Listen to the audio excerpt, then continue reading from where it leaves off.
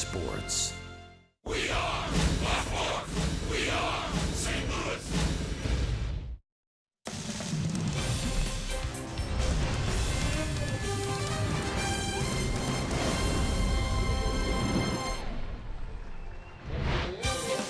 This is St. Louis Cardinals baseball. And tonight from Busch Stadium in St. Louis, game number 2. The Pittsburgh Pirates and the St. Louis Cardinals.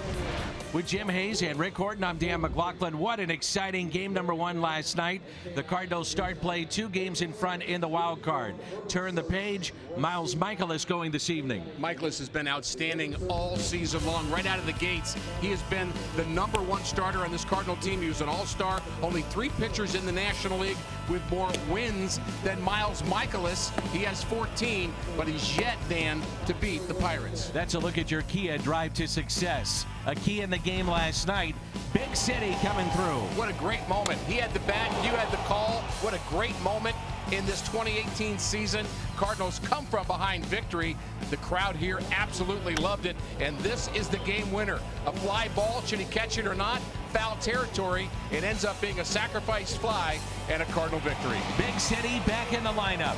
Miles Michaelis going for St. Louis. Over in the studio, Scott Warman, Al Raboski take a look at the bright lights, the big city.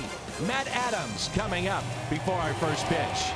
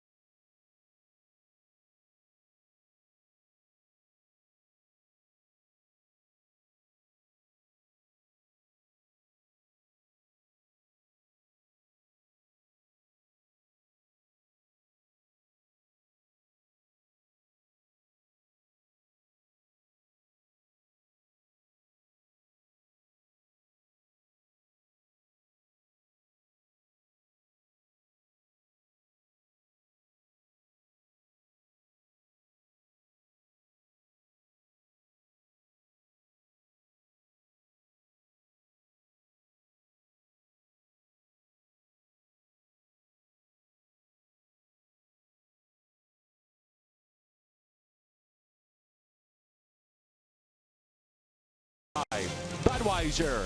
Wherever legendary MLB moments happen, Budweiser will be there. And by Chevrolet, the #1 selling brand in the St. Louis area. Find yours at your Mid-America Chevy dealer. The back end of games, it's been Carlos Martinez here as of late. And Danny, he's been outstanding. The fastball has been a bit higher in velocity, and he's been attacking the zone. Bud Norris did a terrific job closing for the Cardinals, but right now it appears to be Carlos Martinez's turn. 10 1/3, only 2 earned runs. Last night, what a play by Paul DeYoung to end the ball game, and the Cardinals had taken game #1 of this series. It could be another series win. And the Cardinals trying to advance the lead.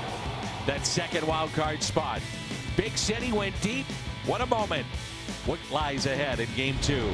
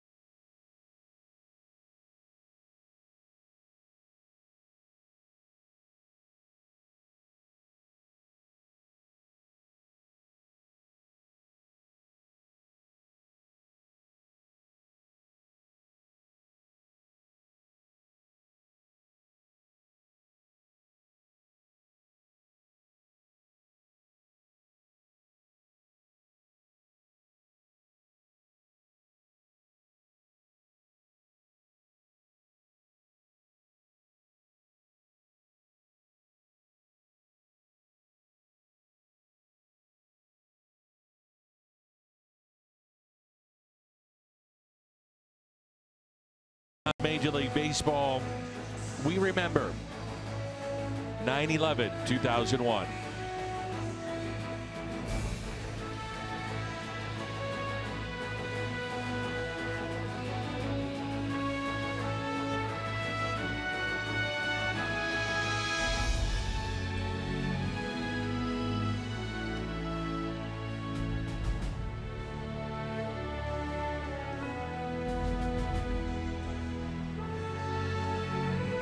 Tonight, the Cardinals sending out Miles Michaelis to the mound. And Michaelis, as you talked about, Ricky, has had plenty of times to face the Pittsburgh Pirates. Yeah, he's not beaten them yet. And Michaelis has had some issues, giving up a fair number of hits lately.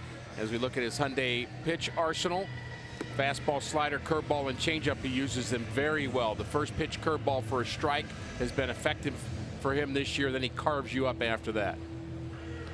You know, Dan, as we were panning the crowd thinking about 9/11, it just makes me think about how many of the younger fans here at the ballpark were not born, obviously 17 years ago. And I guess it's on us and their parents' generation to communicate just how horrific that day was, but how wonderful the nation's response was to follow. The Cardinals, if memory serves correct for many fans, they were in Milwaukee. And as the Twin Towers were hit, it was early in the morning in Milwaukee, and all were glued to their televisions and making sure loved ones across the country were okay. And the team eventually found out that baseball would not be played. It wasn't played then for a week. And the Cardinals hopped on a bus and headed back to St. Louis. But baseball did help in a very small way bring the country back together, whether it was a first pitch by George Bush. The World Series that year was phenomenal. Ozuna over in the corner and can't make the catch, and it's a foul ball and strike one on Adam Frazier. Jack Buck's poem. I don't know if you've ever seen the documentary on this particular moment, but George Bush talked about how important it was for him to throw a strike. Had a vest underneath that jacket, bulletproof. He was underneath the stadium warming up to throw strikes, and he delivered one right down the middle. Joe Torre there, and our good friend in Arizona, Bob Brenly, who's now a broadcaster. As the home plate umpire went over to talk to Mike Schilt and the Cardinals. It was a surreal time. Really was.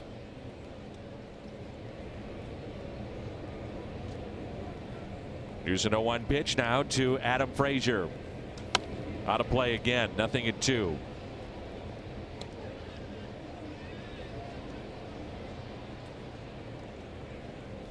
Frazier, the 8th best average in all of baseball since the All-Star break, and it's jumped up overall to 291. A good fastball at 95.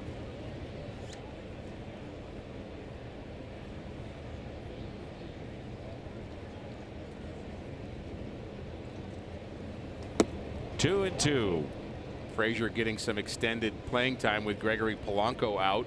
He got hurt sliding into second base. It was an awkward slide. I don't know if you had a chance to see that video, Dan, but very awkward, and he got hurt actually multiple places, and I'm sure will be fine and come back next year, but they just are sitting him out the rest of the year. Also a shoulder issue in that play too. Yeah.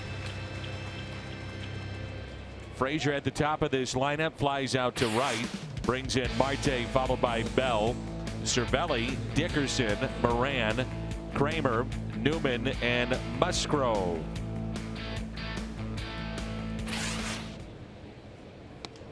Kramer and Newman. And somewhere Jerry Seinfeld is nodding in approval. And they're back to back. Oh, that's funny. Didn't really like those two guys too close to each other, as I recall that particular show. Newman. One out and nobody on, and a swing and a miss by Starling Marte. Marte, a 2-run homer last night. We're going to visit with Mike Yeo, the Blues head coach, coming up in our 3rd inning, I believe, tonight. Blues will open up training camp at the end of the week. So that time of year, college football back, pennant races in full swing, and hockey coming up. Curveball misses in, 2 balls and 1 strike.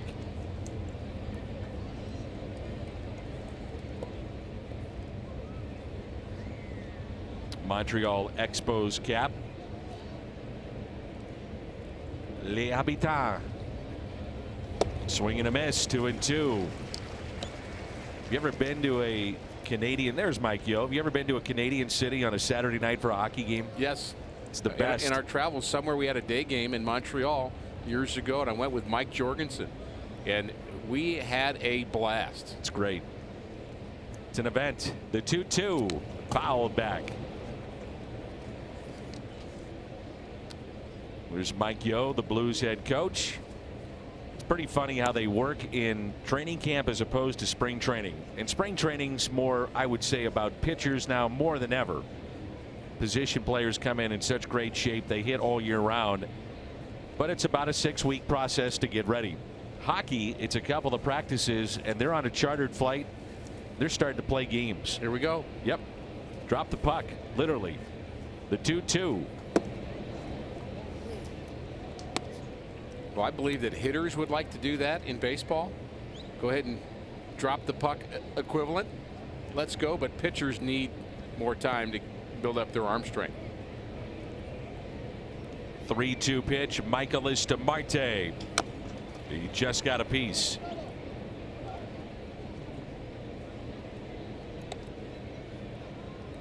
Josh Bell, 3 hits last night. almost tied the game up late against Carlos Martinez. Hit one off the wall, which would have been a game-tying home run. And then I think, not to be overlooked, but the defense of Paul DeJong, he made a spectacular play to finish up the night, and there's a one-out walk, but his defense all night long really stood out. Talking with John Mozeliak today about that, and said you got to remember, coming through the minor leagues, Paul DeJong was a third baseman and still learning this position at the big league level. And he's learned it pretty quickly. How about this play deep in the hole? That is the play to end of the game. It made it a little anticlimactic because we had to wait around for the umpires to say game over, go home, everybody. But Paul DeJong did that with the tying run on base. Gutsy throw. And, you know, he got maligned a little bit for making an error in the game, but I don't think that error actually led to a run anyway, because it was a throwing error. It allowed one extra base. It was an infield hit anyway, and the double by Bell, he would have scored. So it wasn't on him anyway. He just had a terrific game defensively. So runner at first. Here's the switch hitting Josh Bell. He had homered in a couple of games in a row prior to last night. He's got 10 on the year and batting .260 overall. Do you think Jim Hayes called him Tinkerbell today? No. We tell that story, the nickname behind Josh Bell. Well, as we talked about it last night, his teammates in the minor leagues called him Tinkerbell, which would be an obvious nickname for somebody named Bell. But they thought that he tinkered with his stance too much.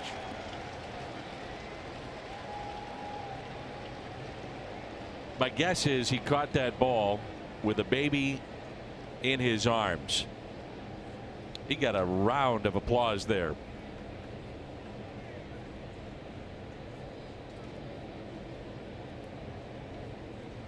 Here's an 0-2 pitch, fouled back. So Clint Hurdle told him Tinkerbell is something that we don't want you to be anymore. As we look at that play, a one-handed grab.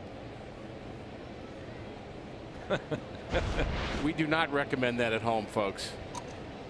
We can celebrate it, but I highly do not recommend that. I'm going to call it a bad idea. I would agree.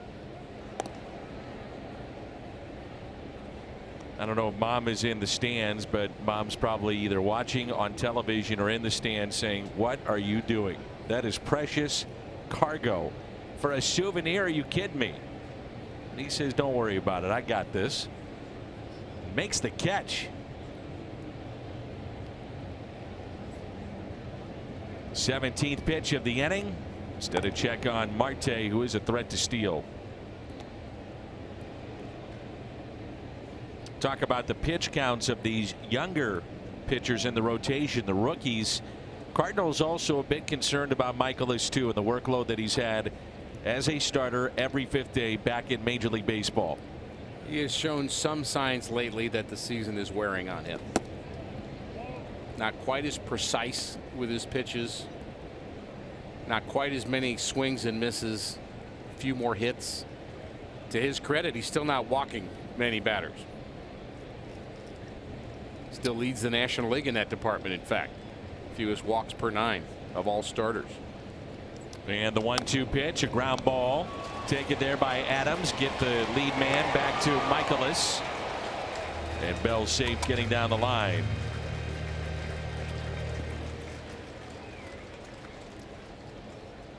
Around the Horn presented by Dobbs Tire and Auto Centers. Ozuna, Bader, and Martinez in the outfield. Carpenter, DeJong, Wong, and Adams along the infield, and Francisco Pena behind the plate. And it brings in Francisco Cervelli.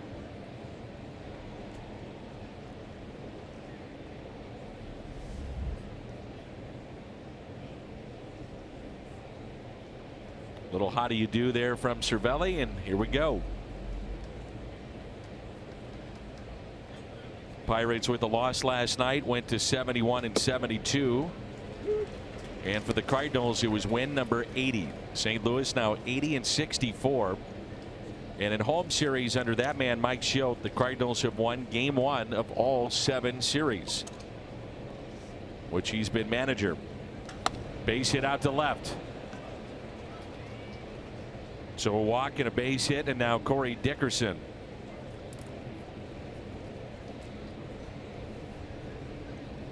Well, Michaelis will be facing 3 straight left-handers, so we're going to jump to our Toyota key to the game, and that is how Miles fares against lefties.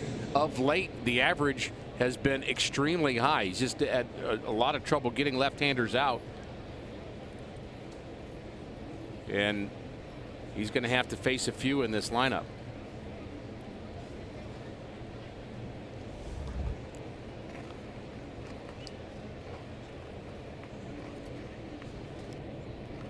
So 2 outs and 2 on. And strike 1 on Corey Dickerson.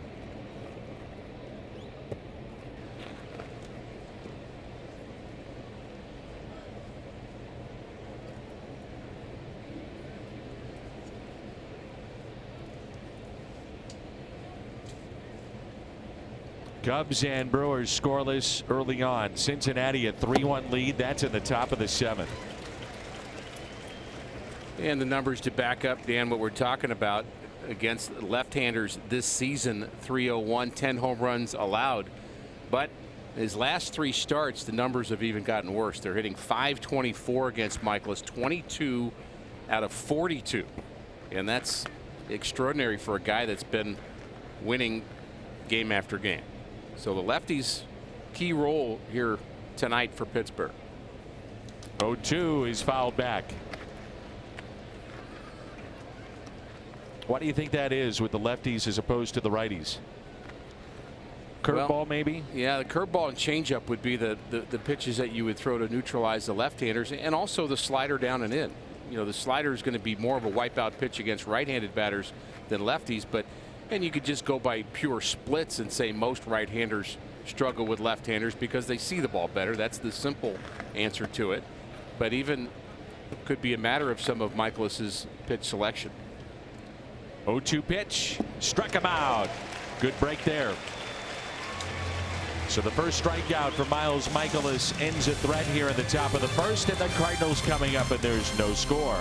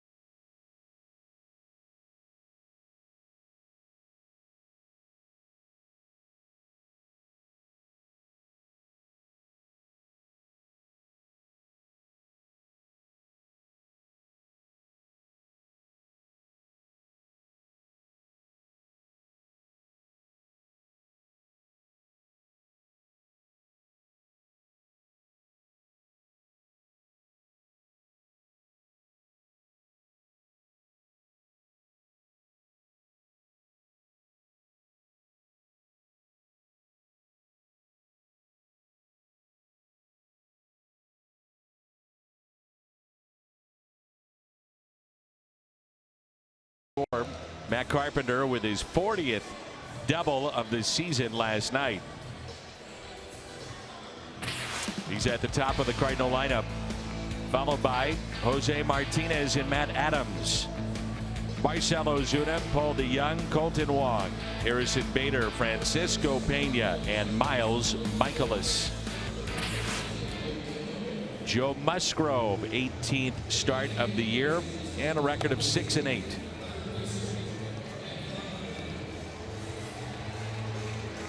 And the chance to see Musgrove a number of times this season, and a look at his Hyundai pitch arsenal. He's described as, and I think we've seen him as, a big horse. I mean, he's just a big man and a real athletic pitcher as well. They missed him, Dan, the first month of the season. He had shoulder issues, so he essentially missed the month of April, then had to rehab. So his total innings and total wins and all that are down from what they expected of him, but he's been really good since the break. He's like Michaelis. He's a strike thrower too. We get our speaker series today with Matt Carpenter, and he was absolutely sensational. Gracious, funny, good stories, really entertained the fans. And the story behind the salsa, for those who don't know, Cardinals were away and Adam Wainwright wasn't doing much, so he went and planted a garden back in Carp's backyard. And all of a sudden he got home and things are popping up. And he said, when you come from Texas, you got to have salsa. It's like water. So he made his own homegrown salsa from his garden, planted by Adam Wainwright. And a component of the speaker series today was that folks got the It's Gotta Be Salsa shirt, and a portion of those proceeds went to Cardinal Glennon. Matt and Adam, Matt Holliday, so many. Jed Jerko have been a part of the Homers for Health program. 3-1 the count. But Dan, as you know, I've been on the bandwagon of the salsa, or salsa as you say correctly. Either way will work. Depends on whether you use the Spanish pronunciation or not. But now I can say without a shadow of a doubt that it's good because you brought me some.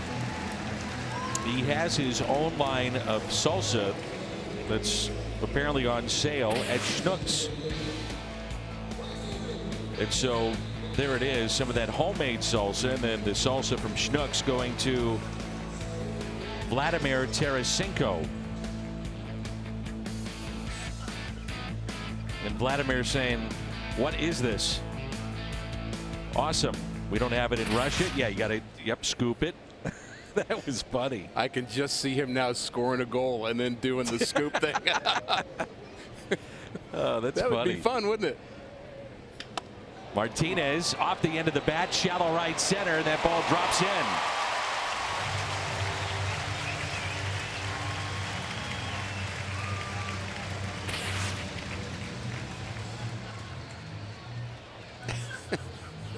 Now, I've got to tell you that I said to Matt Carpenter, what is that? What Adam Wainwright was just doing. He said, well, that's the scoops. You got to scoop in there and get the salsa. He said, unfortunately, when a guy gets a hit, now it's turned into, it looks like an old video camera with guys spinning the video. And he said with Marcell Ozuna, he still does something we all have no idea what he's doing. But he's playing along. He's playing along. With his own little flair, which That's right. Which is fine. The way he's hitting, no problem. Exactly.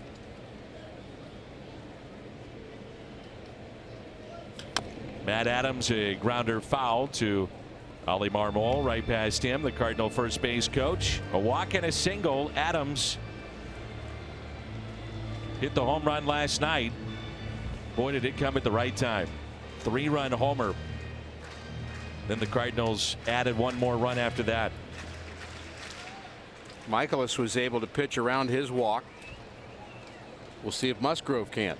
Both pitchers, you could almost bet, would go 5 innings before giving up their first walk of a game. 0-1 pitch. Matt Carpenter also talked about the home run hit by Adams, and he said, we all know as teammates how much Matt loves St. Louis, lives here full time, and for him to get that home run, it was big not only for the team but so big for Matt too. He's now hit 3 with the Cardinals. That was his first one at Busch Stadium. Up the middle, off of Musgrove, and that saves a run, but the runners do advance to second and third.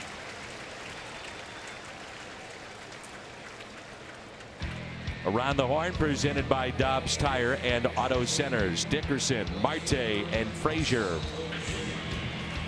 Moran, Newman, Kramer, Bell, and Cervelli behind the plate. And here's Marcell Ozuna. That ball gets through Musgrove. It's 1-0 Cardinals. Chalk that up as good contact, good at bat for Big City. And productive.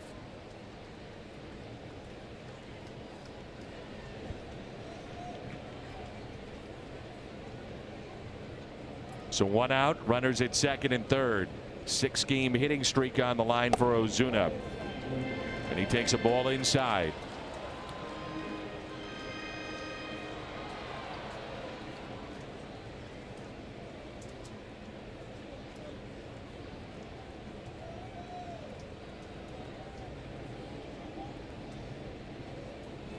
The 1-0 pitch to the Cardinal left fielder.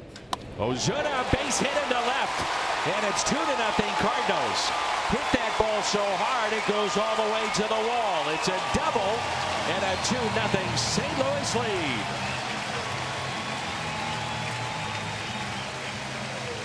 lead. It's now a 7-game hit streak for Marcell Ozuna.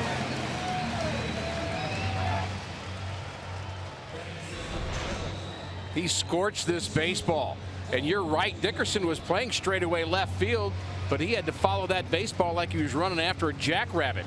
He had no chance to keep that from going to the wall. What a nice stroke by Ozuna. He is in that zone, Danny.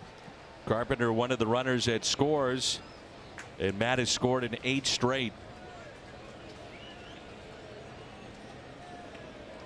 Here's Paul DeYoung, who drove in 2 last night after the Cardinals fell behind 4-0.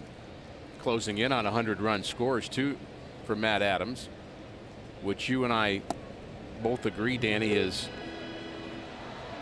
maybe an underrated stat. Absolutely.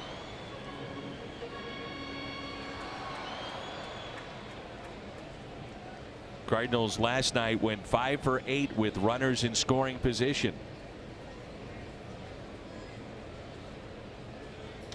And a ground ball that's hit to third.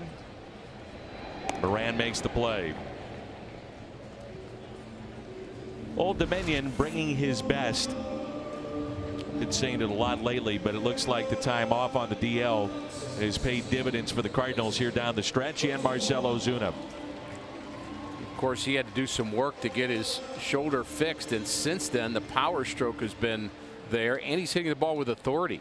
You know, it seemed like in the first half, Dan, he would have some hitting moments where he'd have a good week, but he was hitting ground balls to right, or he just wasn't hitting the ball as hard as he is now. And I think there's got to be a physical component to that.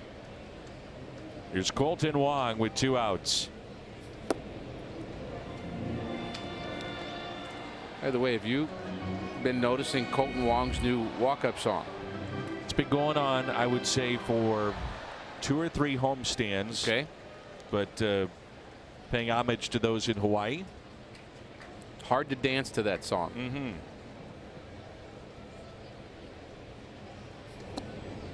But I guess that's not the point. The reality is, if a player thinks it helps him hit, he goes for it. Well, I'm going to follow up when we talk to Jim Hayes about a walk-up song for Big City. He convinced Matt Adams to go with a walk-up song to tease. Ooh, I'm intrigued. You mean I'll find out more about That's right. this if I pay attention? That's how it works. Musgrove makes the play. You talked about it. He's a good athlete. Hops off the mound and makes that play. Marcell Ozuna smoked it into left. 2-0 Cardinals after 1 inning here at Busch Stadium.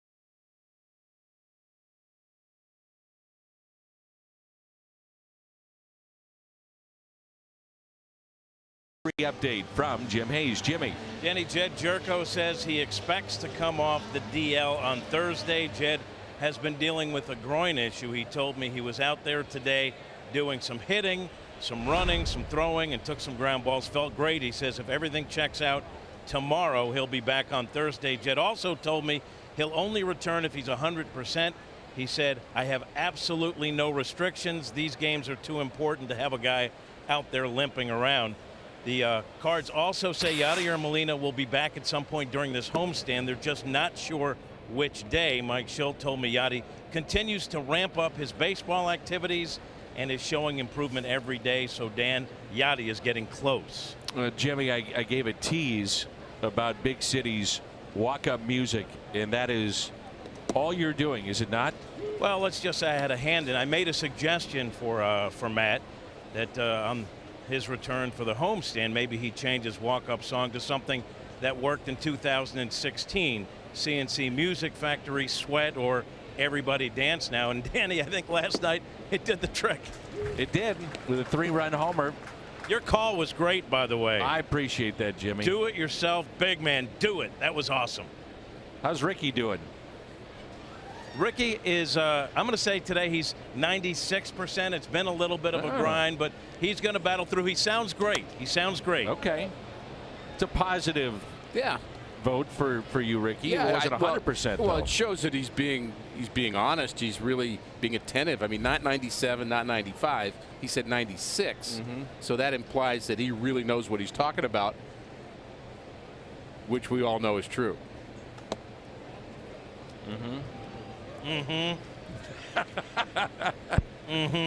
Thank you, Jimmy. Wait, what? You're trying to get me in trouble with Jim. Oh, that's easy. That is a piece of cake. I do that on every road trip. The 2-2 up and in to Colin Moran, who homered last night off of Adam Wainwright.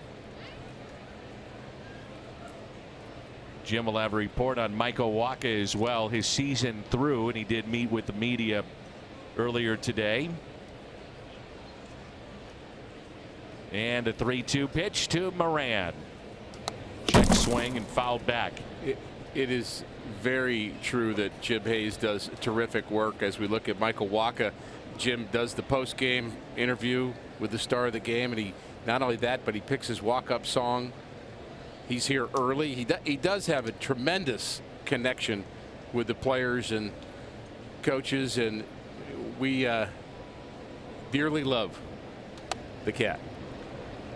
He's also getting a little quicker with those celebrations. We've seen him just get doused, but last night I think he's starting to sense it coming, and is able to adjust. That's the cat in him. Quick. Ninth pitch coming up at this plate appearance for Colin Moran. And a swing and a miss. Back-to-back strikeouts from Michaelis. Rocket Mortgage breakdown as we take a look at the right-hander Miles Michaelis. And just a look at his season numbers, closing in on 200, 7th most in the National League. Wins 14, tied for 4th. ERA and his WHIP also both in the top 10. Here's Kevin Kramer. Sure has answered the bell every 5th day, hasn't he? Absolutely. We talked about runs scored being underrated from the offensive side. Innings pitched is underrated, not by many people, but some people don't recognize just how important it is to have somebody who can go out there every 5th day and throw 200+ innings, get fairly deep into games, which he does because he keeps his pitch count low for the most part. 0-2. And what that does to help out your bullpen is extraordinarily important. Important what we saw from Adam Wainwright last night. And I think he helped out the rotation last night by doing that. You and I talked about that during the game and after, and some more today. But what Wainwright did yesterday was important for reasons beyond just Adam Wainwright doing his thing. We're able to push back starters one more day, give them a little more rest, and particularly with the young guys. I mean, you'd hate to get to the point where you're talking about shutting down a young pitcher with a chance to play in October because he's at an innings limit. We've seen that before in baseball. We saw it with the Nationals, and it was kind of ugly, frankly. Steven Strasburg Yes. against the Cardinals. The Cardinals have said they will not do that with any of their pitchers this year.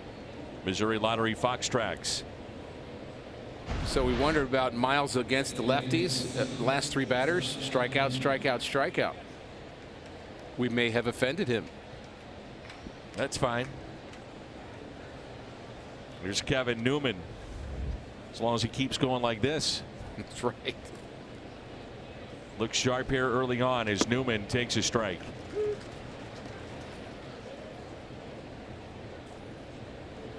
Think back of some of my coaches, and more coaches than managers.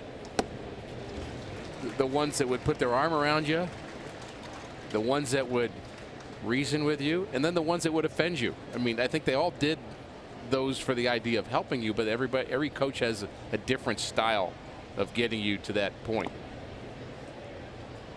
And they have to understand that players are all different too in terms of how they respond to that.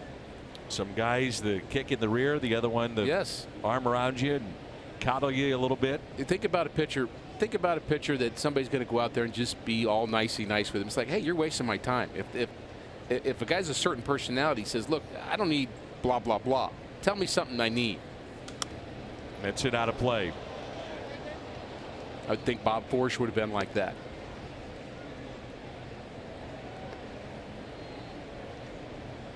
There's a guy you know well, Clint Hurdle.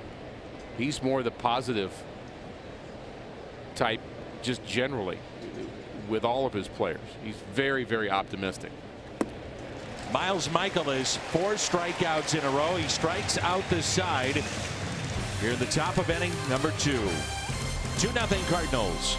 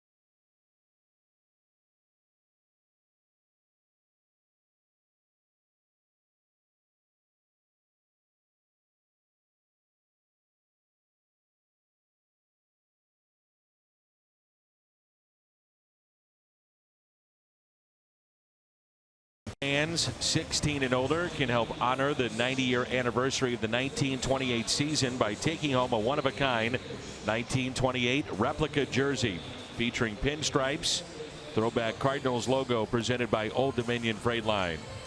Cardinals.com/promotions. The Salsa t-shirts produced by Fresh Brewed Teas.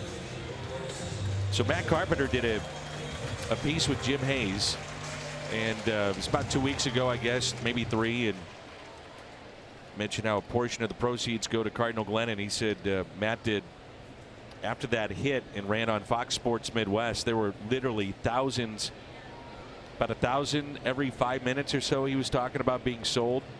He hadn't seen the numbers recently, but get those t-shirts and raise some money. There's a strike on Bader.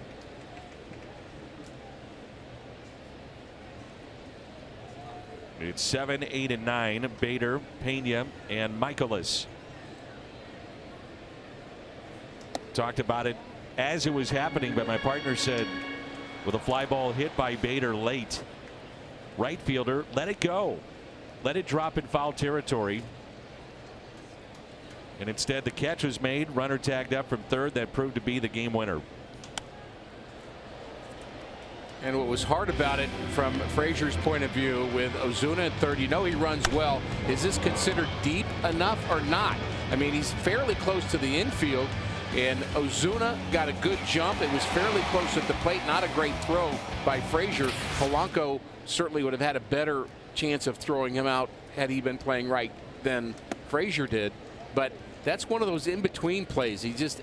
There's nobody there to help you either. You just have to guess. Am I too deep to be able to throw him out or not? I think he was confident enough, Dan, and the reason he made that decision is he thought he was close enough to the infield to get Ozuna. But we've seen Ozuna pick up his base running ability of late. Full count on Bader. We had 2 sac flies last night.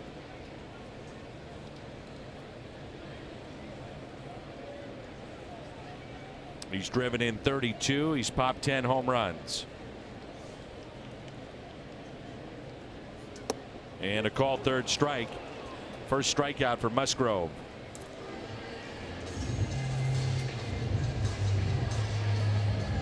Dan, we mentioned that Michaelis throws a lot of strikes. Well, we look at our GMC leaderboard. Joe Musgrove leads all MLB starters since the All-Star break with 72.2% strike rate, and that's pretty extraordinary. And we know Mike Leake's a strike thrower. Former Cardinal Clayton Kershaw on that list, as well as Jacob deGrom. It's sharply to second, handled there by Kevin Kramer. Out number 2, and the batter will be Michaelis. Miles hitting 148. He does have a couple of home runs. Hit one in Milwaukee, hit one in Colorado, and he has 5 runs batted in this season. Still 3-1. Cincinnati now in the bottom of the 7th with that lead, and the Cubs have jumped out to a 2-0 lead over Milwaukee. That's in the top of the 3rd. 13 of 23 first pitch, or rather strikes, 13 of the 23 for Musgrove. That pitch taken low.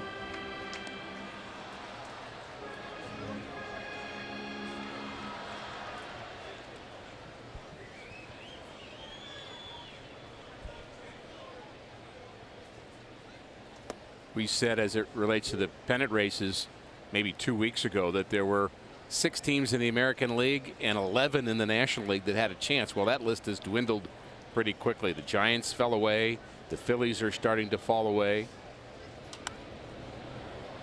And while they're all falling away, the Cardinals just keep plugging along, winning series for the most part. The Pirates were actually in that conversation maybe 3 weeks ago. They had gone on a win streak, but they've been below 500 since then. Strikeout of Michaelis, 2 in the inning.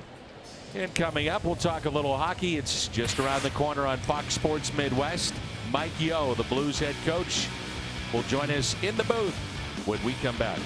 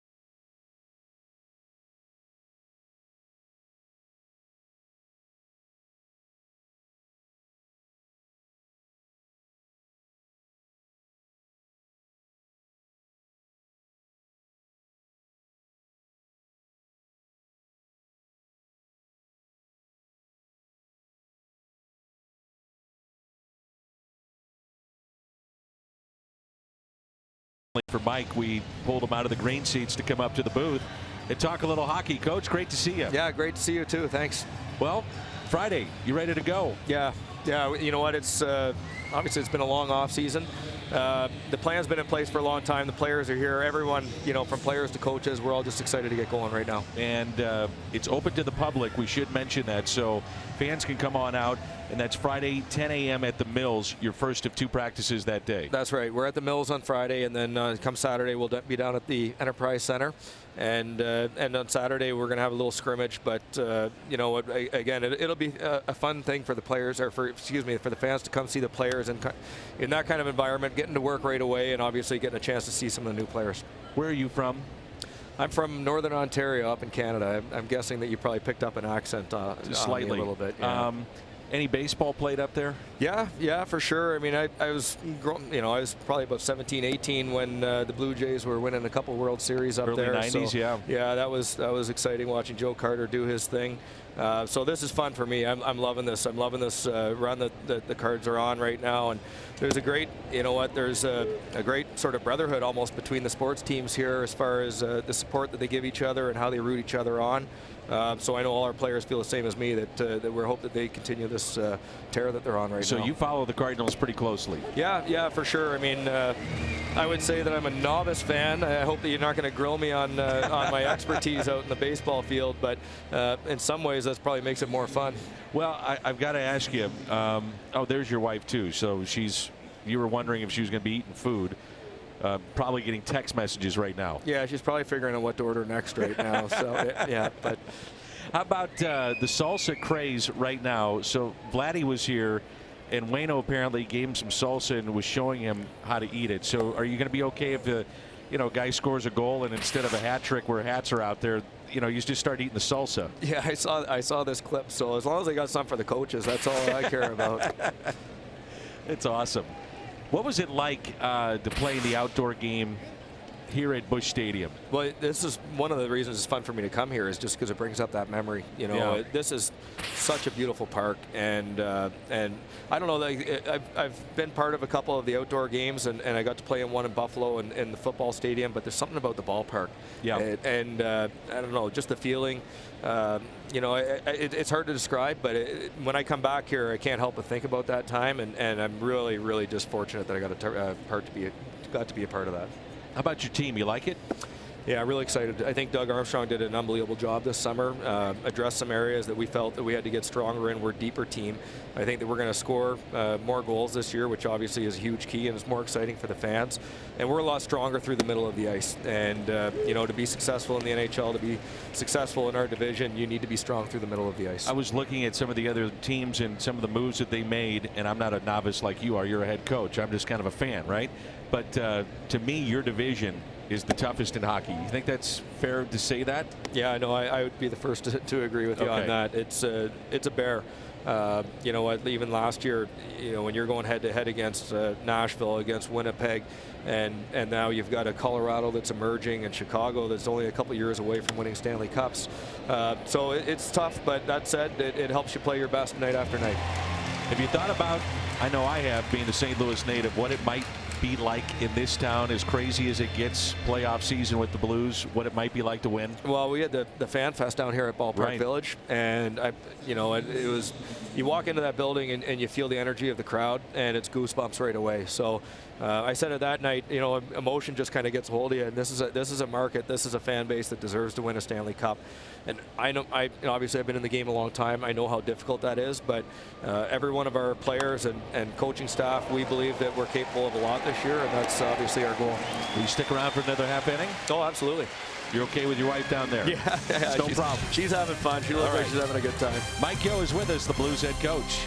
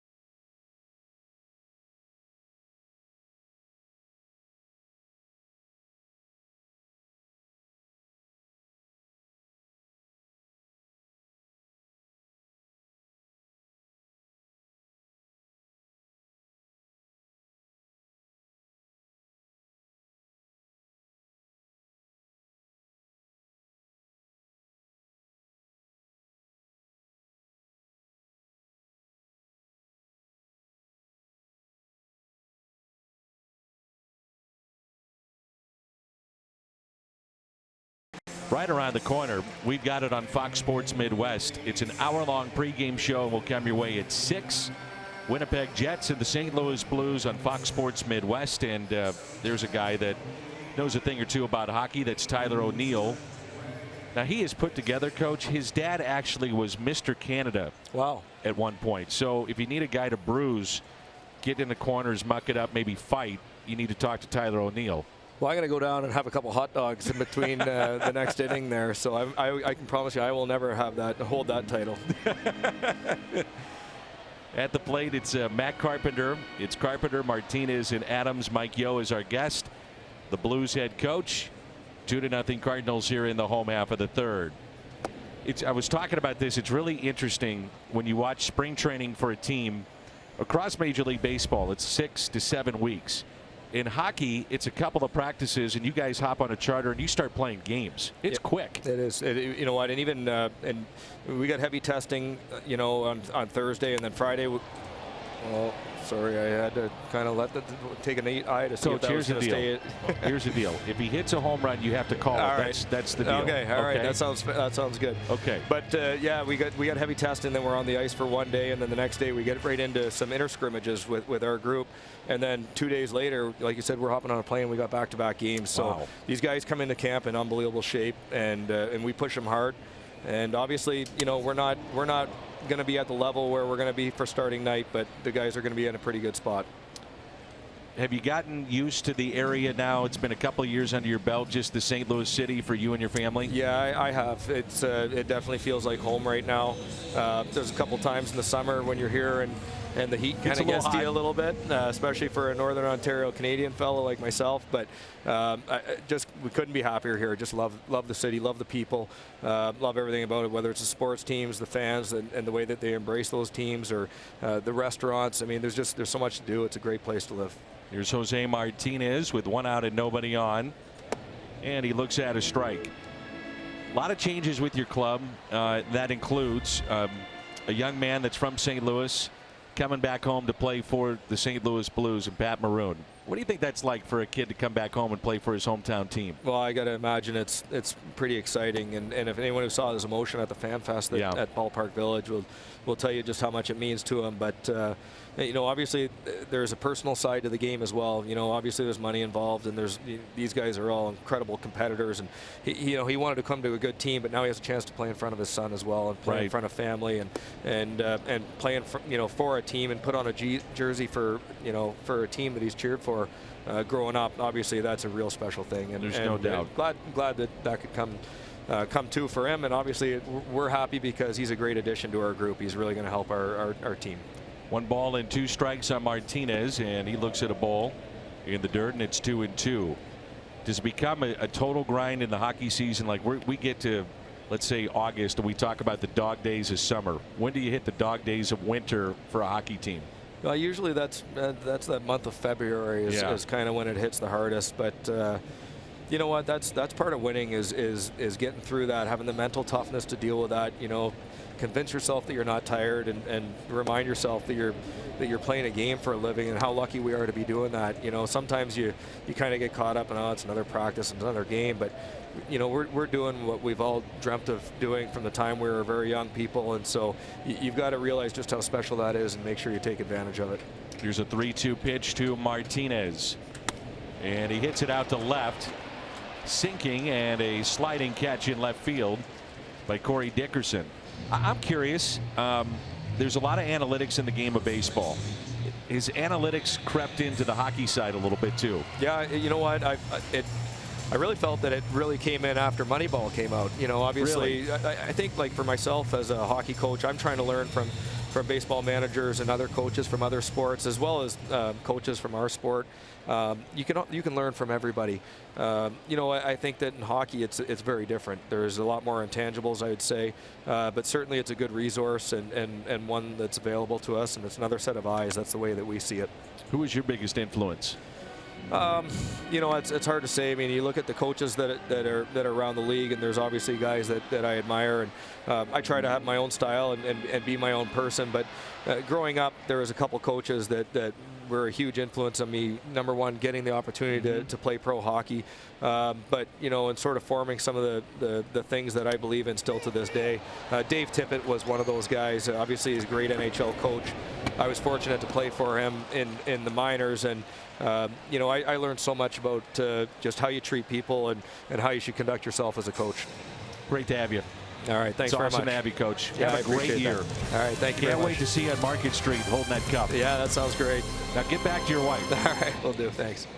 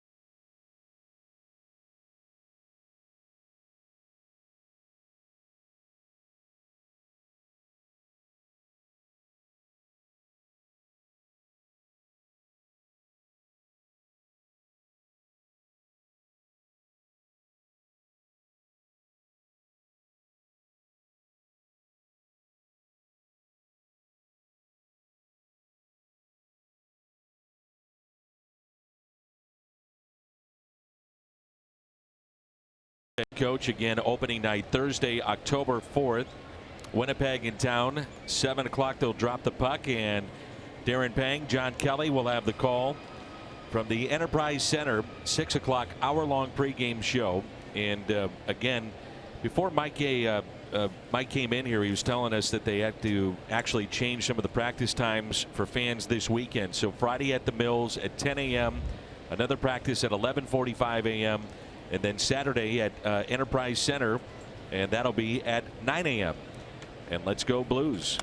There's a ground ball that's pulled foul.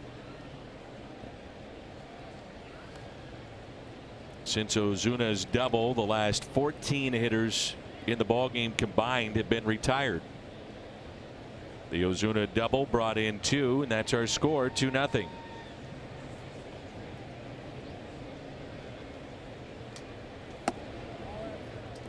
One ball, one strike. Rick Horton is back with us.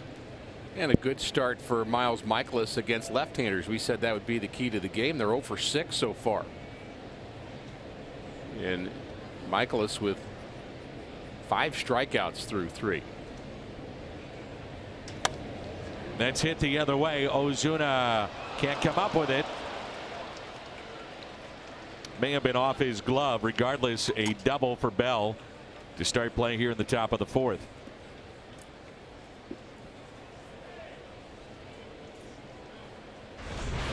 Came so close to getting this one. Bell showing power the other way.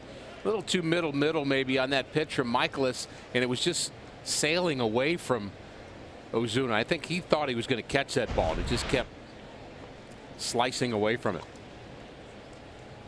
So leadoff double for Bell, and here's Cervelli.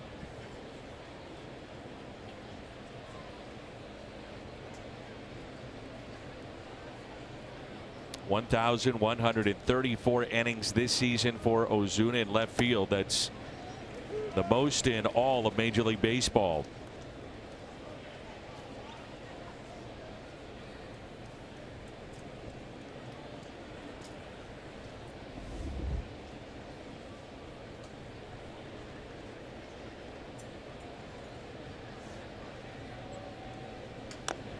And a foul ball.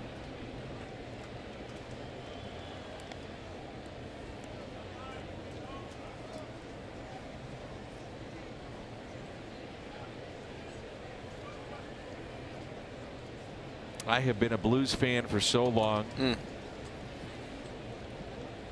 I just want to see the cup. I understand. I love watching a season start, Dan. You know, I'm sure baseball fans, and I feel it too, even as a fan of baseball, but being involved in it, what spring training is, kind of the start. I mean, I just love the start because it's like, hey, who the new guys? What's the prognosis for the year? Who's the team to beat? Who's the exciting young player? Who's the player of the future? What are the issues? I mean, all those things. And you kind of start to grab a hold of every team's new. Every Cardinal team is new. For 126 years, they've been new. They've had some holdovers, but the same is true in hockey. And I can't wait. I look forward to the start of the season. Ryan O'Reilly, Tyler Bozak, David Perron is back. That's outside and low. St. Louis native Pat Maroon, we had the chance to visit with him a few weekends ago. But I'm with you. It's the dawn of a new season and always excitement with it. You're 0-0. Let's go. These fans in St. Louis have been through some heartache over the years. Here's a 1-2 pitch. I was actually with Mike Ilitch's daughter, the Ilitch family that owns the Red Wings, and now the sons and daughters have taken over the Tigers and the Red Wings, and she popped in the booth the other day and I said, do you realize how much you have broken my heart? Your Red Wings. You have. You have personally. She started laughing. That's a nice way to start a conversation. That's how we started it. She's very, very nice, very pleasant. They've done a ton for that community. It's hit up the middle. DeYoung to his left. And he makes the play. Now, if Tim McCarver was in here, and he will be Thursday and Friday, he would be all over me right now. Would he? I mean, I'm missing an opportunity? Relentless. I mean, I've been with you for so many years. I know Bobby Hall. I want to meet Brett. Oh, yeah, I have heard this. I mean, what do I have to do? What am I, chopped liver? That's what I get every time we talk hockey. So if there's a Blues rep listening right now, please get Brett down here either Thursday or Friday so he can meet Tim McCarver. And that pitch, a strike to Corey Dickerson. It's the big leagues.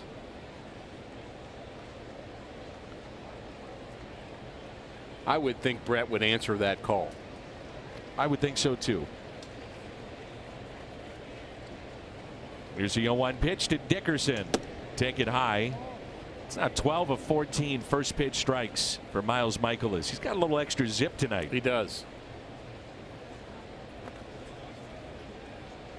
I think he's sneaky fast anyway. He'll get it up 95, 96. Doesn't sit there, but averages more 93, 94. Throws a very hard slider. That was the curveball that spun out.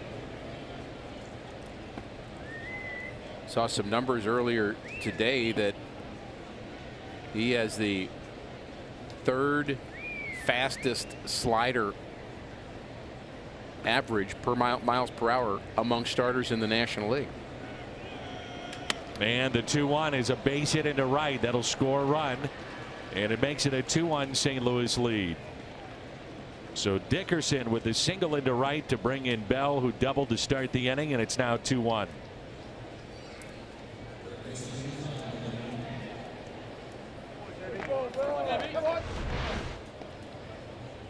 Trying to go in, and he just left it in the middle of the plate again, and that's really what we were talking about. So 0 for 6 against left-handers into this inning, 2 for 2 this inning.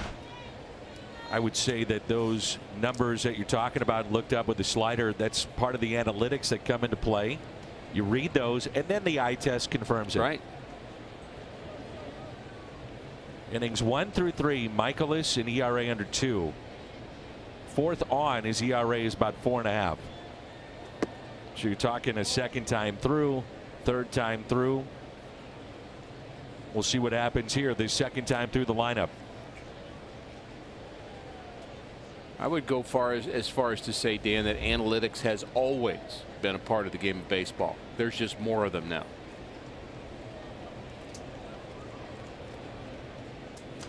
I'm sure Ty Cobb analyzed the game, and they talked a lot about I mean, there were numbers have been a part of this game forever. They shifted on Ted Williams during the World Series in the 40s. It's not all new, it's just more prolific now. Here's a 1-1 pitch. Moran way out in front. And it's 1-2. Talk to Mike Schilt about that, and he'll say, especially with a guy like Wainwright, the analytics came back. Spin rate, velocity, all the things that you look at, and then it's the eye test. Right. And you're listening to your scouts and your coaches in the minor leagues. What does he look like? What are you seeing? Here's a 1-2 pitch. Michaelis to Colin Moran. And a base hit past Wong into center field. Bader cuts it off. His throw to third. Offline just a bit. And Dickerson hustling. And it's first and third with 1 out. 3 hits in the inning.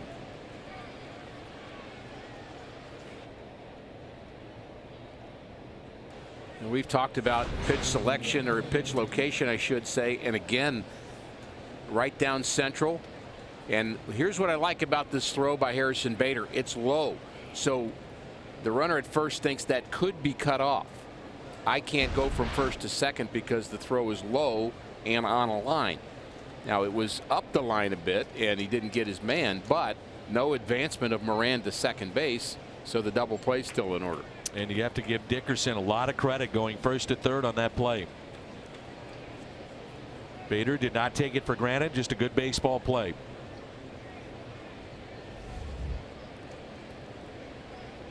So runners at first and third with 1 out here in the top of the 4th. That's Bader. Shallow left center. He makes the catch and fires a strike back into Pena. Big out midway through this game.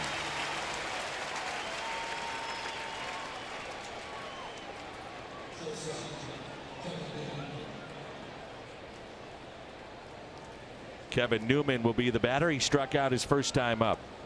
It was not a good at bat by Kramer.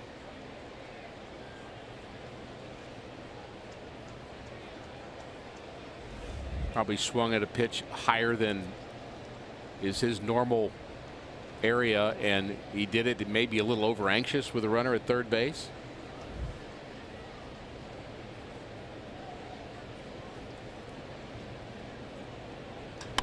Line drive into right, and the catch is made by Jose Martinez. Pirates strand a couple. They pick up their first run.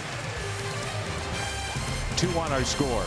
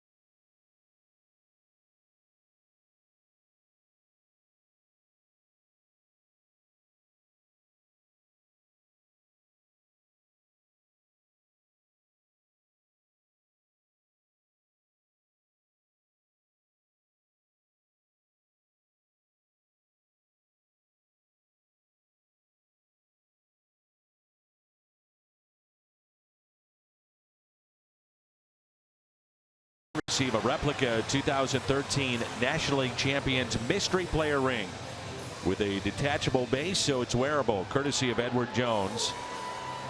Dodgers will be here. Cardinals.com/promotions. Happy 96th birthday, Fern Shelmy from Cape Girardeau. Audrey Williams, 89 years young. Happy birthday, Audrey, from Maryland Heights. Tiffany Harris, 38. Happy birthday. And also a happy birthday to Brad Wood, who works here with the St. Louis Cardinals and helped put on our speaker series today. Does a great job. Thank you very much, Brad, and happy birthday. Can't say enough about Brad and the crew that work in our video department, scoreboard room. A lot of long hours for those men and women here at the ballpark, and do just an outstanding job. Good people. There's Marcell Ozuna, followed by Paul DeJong and Colton Wong. And the first pitch is fouled back. Right over to the scoreboard room.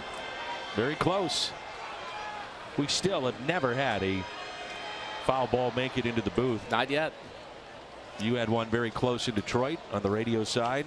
Hit the railing above us. I was under it. I was going to say you were under the table.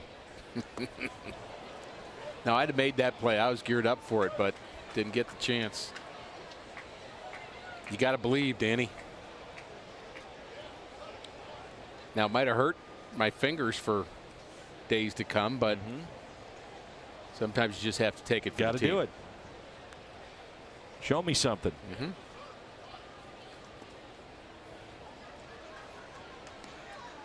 Very similar to what I did for Al many years ago in Milwaukee, handling that foul ball. I feel like I've heard this story. I haven't talked about it hardly at all. Well, I'll tell you something interesting about that story. Now that I've gotten to know you better. Tread lightly, Ricky, but go ahead. Never mind. I may want to check the veracity of your claims.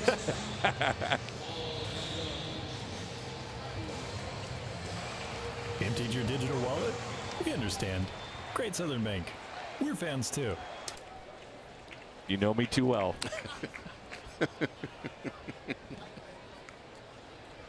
So one out, and here's Paul DeJong. Boys, feels like a game where the Cardinals desperately need to put another big number on the board here. And not that Miles Michaelis is faltering. He did have an inning where he gave up a run, 3 hits in 1 inning. But boy, just like to get a little breathing room. Last 9 have been set down by Musgrove. After the Cardinals picked up 2 in the first. Walk, a single to start the game for the Cardinals. A ground out, hard hit by Adams, and then Ozuna the double to make it a 2-0 Cardinals lead. As DeJong sends one out to right, pretty well hit. Frazier on the track and makes the catch. How about that? Cincinnati, they beat the Dodgers 3-1. So the Cardinals, if they can hold on, they would have a 3-game lead going into day baseball tomorrow. Wow. With 17 to play. Well, it may be a little early to be thinking about numbers in terms of how many games you'd have to win to get that wild card or win the division. But you know, if the Cardinals go 10-8, thinking about that today, they'd win 90 games. And for the Dodgers to get there, they'd have to play about 700 baseball to make that happen. So a little bit better, actually. Yeah. So 10-8 certainly seems reasonable. 90 seems good. Maybe not enough, though. You and I were talking about this yesterday. Prefer 92. But what a turnaround season that we're even talking about winning that many games. For a while it was, could the team finish 500? Correct. That was a real question at one point. There's Colton Wong at the plate.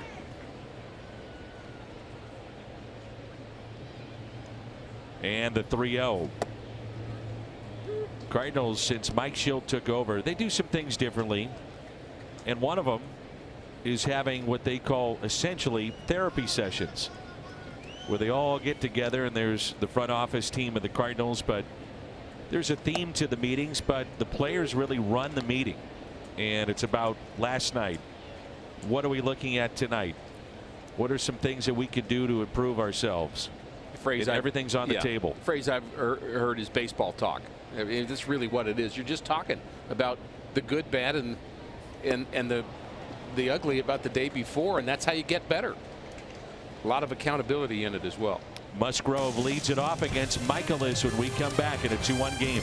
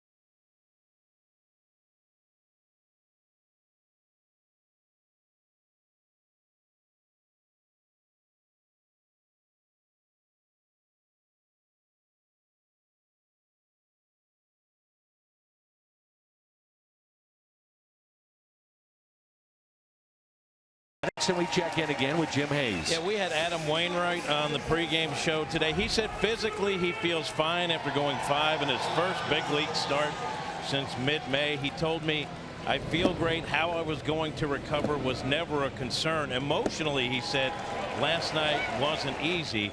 He said, I got emotional stretching. I hadn't even gone outside yet. He told me I gave the trainers a group hug before I went out. I wouldn't have made it back without them. As for his stuff last night, Waino said, I had good stuff. I just didn't have very good command of my fastball. I'm really excited about my next start. Dan, that next start will come on Sunday. It'll be Sunday night in a nationally televised game against the Dodgers. Here's a 1-0 pitch. Joe Musgrove at the plate. Hits softly to Carpenter for the out.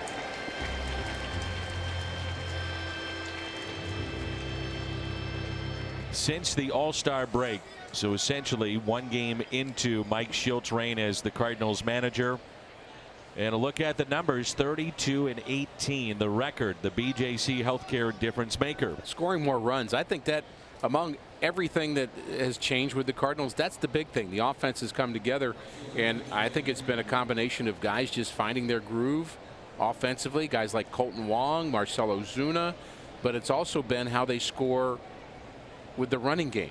Those are the two things that have, I think, made the bigger difference. You know, the Cardinals still are making a ton of errors. Since the All-Star break, they've been the worst in baseball. I mean, they're just, that's not their thing. They're not an extraordinarily good defensive team, but if you're not that, you better score runs and you better pitch well. And that's what they've been doing.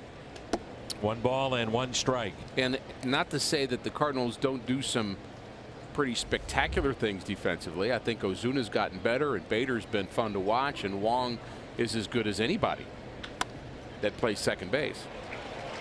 Right on cue. See?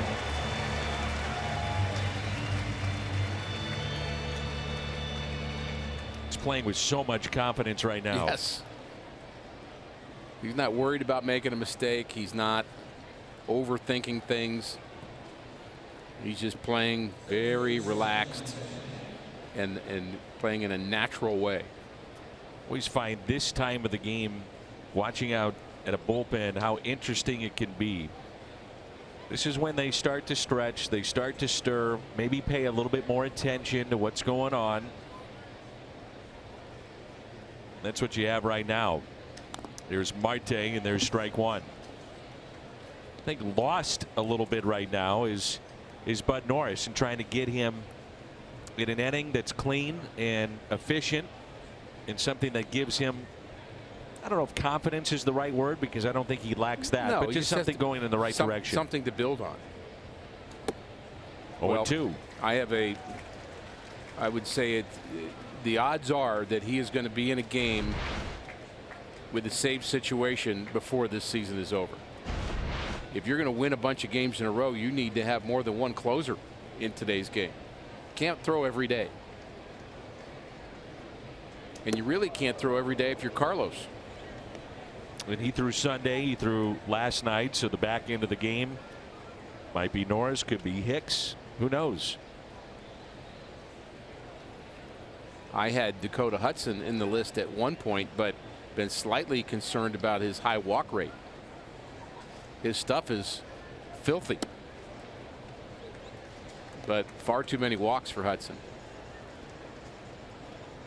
Pitch count at 81 for Michaelis.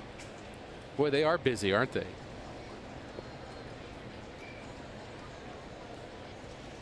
It's like some choreographed activity they're all doing, isn't it? But he might know they're on TV and say, we better start acting like we're doing something. It could be. Left center, but there's Bader. Good inning for Miles Michaelis. 7, 8, and 9. That means Bader coming up when we come back.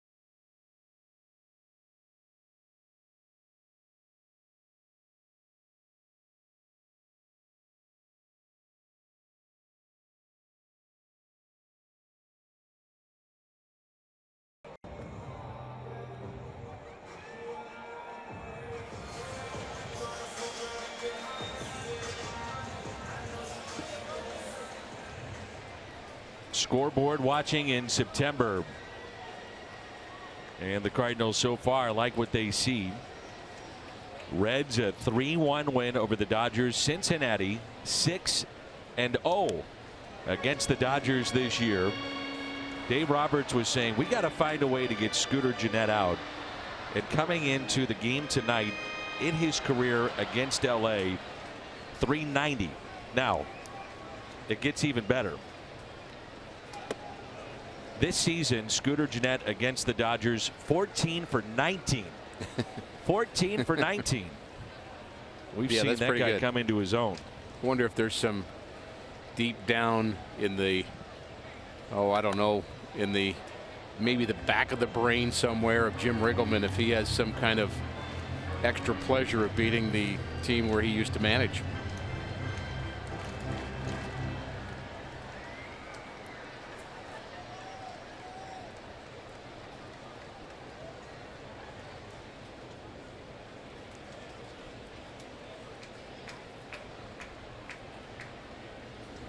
And a swing and a miss by Bader. I think Jim Riggleman gets the interim tag removed in Cincinnati. Yeah, I think he's done enough to do that, but you know, who knows? We know that was a topic of conversation here about Mike Schilt, and I think if the team respects him and you want to kind of get a sense of continuity, I think it's a good thing to do. Unless you really feel like there's somebody else out there that you have your eye on, but not sure who that would be for the Reds. You know, Joe Girardi's name is going to pop up certainly with some teams as Pena reaches for it, hits it out to left, and it brings in Miles Michaelis. Riggleman has been with so many clubs, but I still think of him as a Cardinal because that's where he was a player in the higher levels when I was in the lower levels, and everybody knew who Jim Riggleman was. But as a coach, he's been phenomenal. He's coached a lot of places, including Los Angeles, and of course he was a manager of the Nationals, and we thought he'd be there longer than he was, but they wouldn't give him a long-term contract, so he took off. C'est la vie. Here's Michaelis at the plate with Carpenter on deck.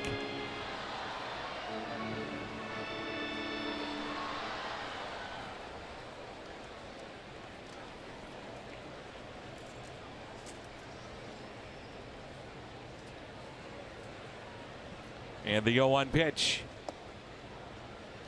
0-2. Reminder, the early start time tomorrow. I mean early, 11:30, the pregame show. Daniel Ponce de Leon back in the rotation for the Cardinals, and it's our Budweiser What's on Tap as Michaelis swings and misses, and Musgrove now is retired 14 in a row as we head to the 6th inning, a 2-1 game.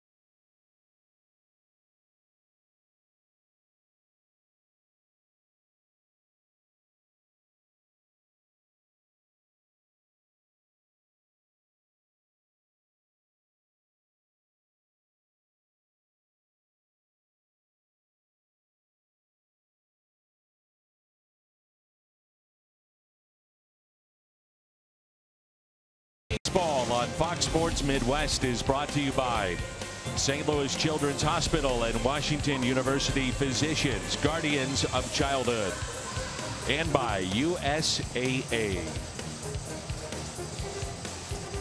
A 2-1 ball game here at Busch Stadium in St. Louis. No breathing room in this game, Dan. The pitchers have gotten locked in, especially Musgrove on the Pirates side. You mentioned how good he's been since that first inning. Michaelis, just one bad inning, and he was able to minimize the damage in that inning, giving up 3 hits and 1 run in the 4th inning. And he is going to face those same batters that he faced in that 4th inning as we play the top of the 6th.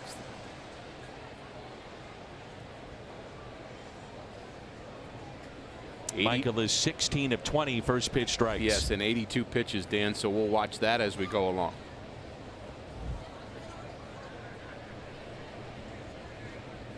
So here's Josh Bell. He's swinging a hot bat coming into this series.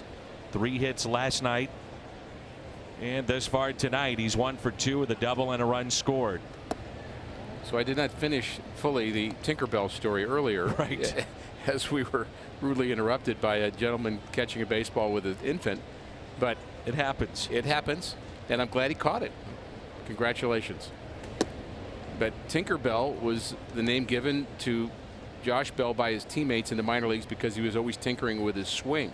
And he would hit for a bit and then he'd make an out, so he'd change his swing again and change again and again and again and again, trying to get it right, which I think a lot of players will do, and in the name of making an adjustment. But you can tinker so much that it's detrimental to you and you start to doubt where you are. You're overthinking it. And so Clint Hurdle has been trying to get him to not be that guy anymore. Just pick a stance, stay with it, and go to swinging through thick and thin. Yeah. And if it doesn't work for 20 at bats, is what Clint told him, do it 20 more. You've known Clint Hurdle a long time. I have. He was a terrific teammate. He was a Cardinal in 1986. Got to know him very well. Off the mound, DeYoung to his left, bobbled and out at first. He stayed with it, and Bell is called out.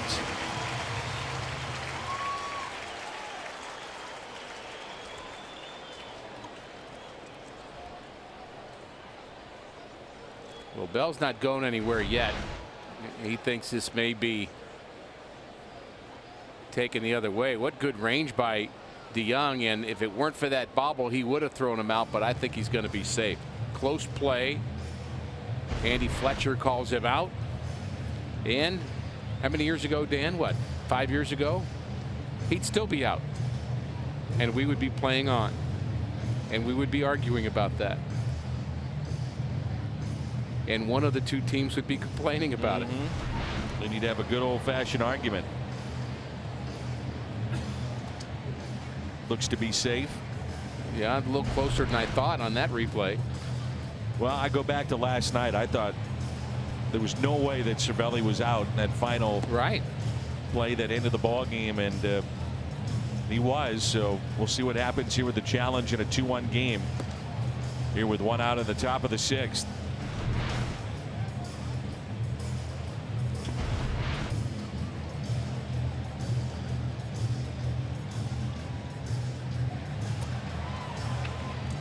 So leadoff base hit by Bell. He's 2 for 3. Tying run at first base. Go ahead run comes to the plate. The cleanup hitter Francisco Cervelli. Singled to left and also grounded out to short.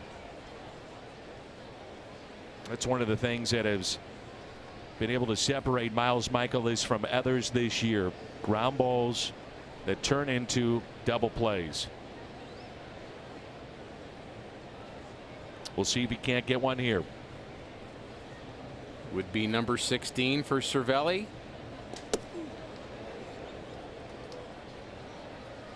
Actually, it'd be 16 if he was hit by the pitch. He's had 15 of those. I was just going to say he must hang in there longer than maybe others and dive out over the plate because he's been hit on the wrist, the hand, a bunch. It's cost him a lot of games here last couple of years, and as you noted, hit by a lot of pitches.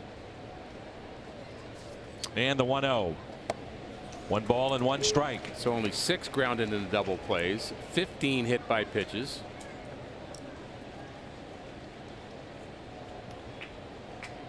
Mikolas in his last start over 100 pitches, and I would think the Cardinals would be cautious about his workload tonight, depending on how this inning unfolds. He's at 89. I think the Cardinals are cautious about every starter's workload now, and I think you can afford to be when you have 9, 10, 11, 12 pitchers in the bullpen. The 89 pitches for Michaelis. The big count came in the first. Here's a 1-1. And there's your ground ball. Tough to turn two out there. And they do get Josh Bell.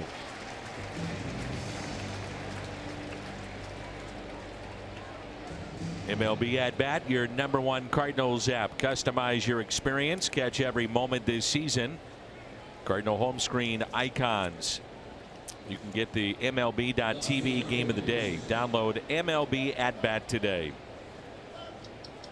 It's not the strongest of arms, but Carpenter finds a way. When they got the lead runner, and there's a pretty hard slide at second by Bell, which has just got me thinking, Dan, I'm going to have to research it better. And you may have done this in particular by talking to an umpire or someone around the game about that play at second base. If Bell goes into second base and does a little roll onto Colton Wong, I'm just curious about a couple of the variables as to whether or not they could call a double play or not. One being, do you have to legitimately have a chance to throw the runner out at first base? That I don't know. I mean, there's a lot of gray area about that play at second base. Bell went in hard but clean, but let's say he didn't. Does Wong actually have to throw the ball, #1?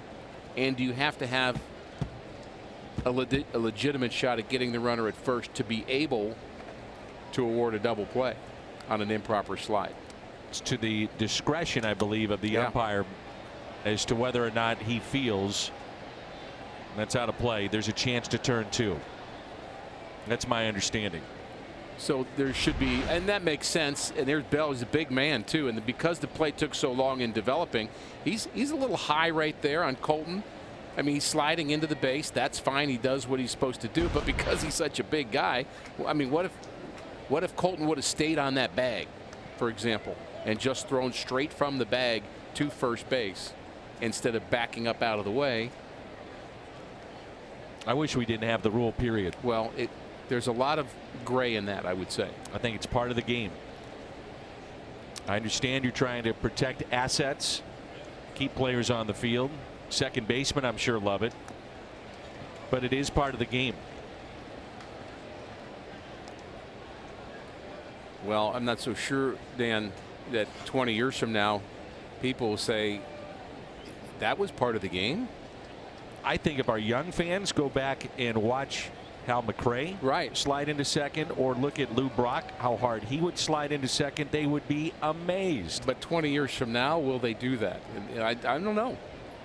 I think it's going to become the new norm. Already has. 0-2 the count on Corey Dickerson.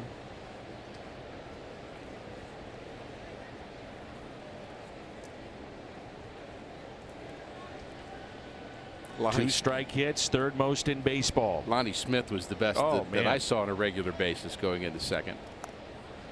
Steve Sachs just never wanted to see Lonnie Smith on first. It was just part of the game. Yeah. I mean, you knew if you were hung out to dry as a second baseman, you're going to wind up in left field. See Dickerson maybe thinking that was going to break a little bit more than it did in protecting the plate. This is a good breaking ball hitting team, but not on that pitch. And a ground ball. Wong to Young on to first, and it's a double play. 4-6-3 on the double play. The Cardinals have the top of the lineup coming up. The combination of Wong into Young over to Adams.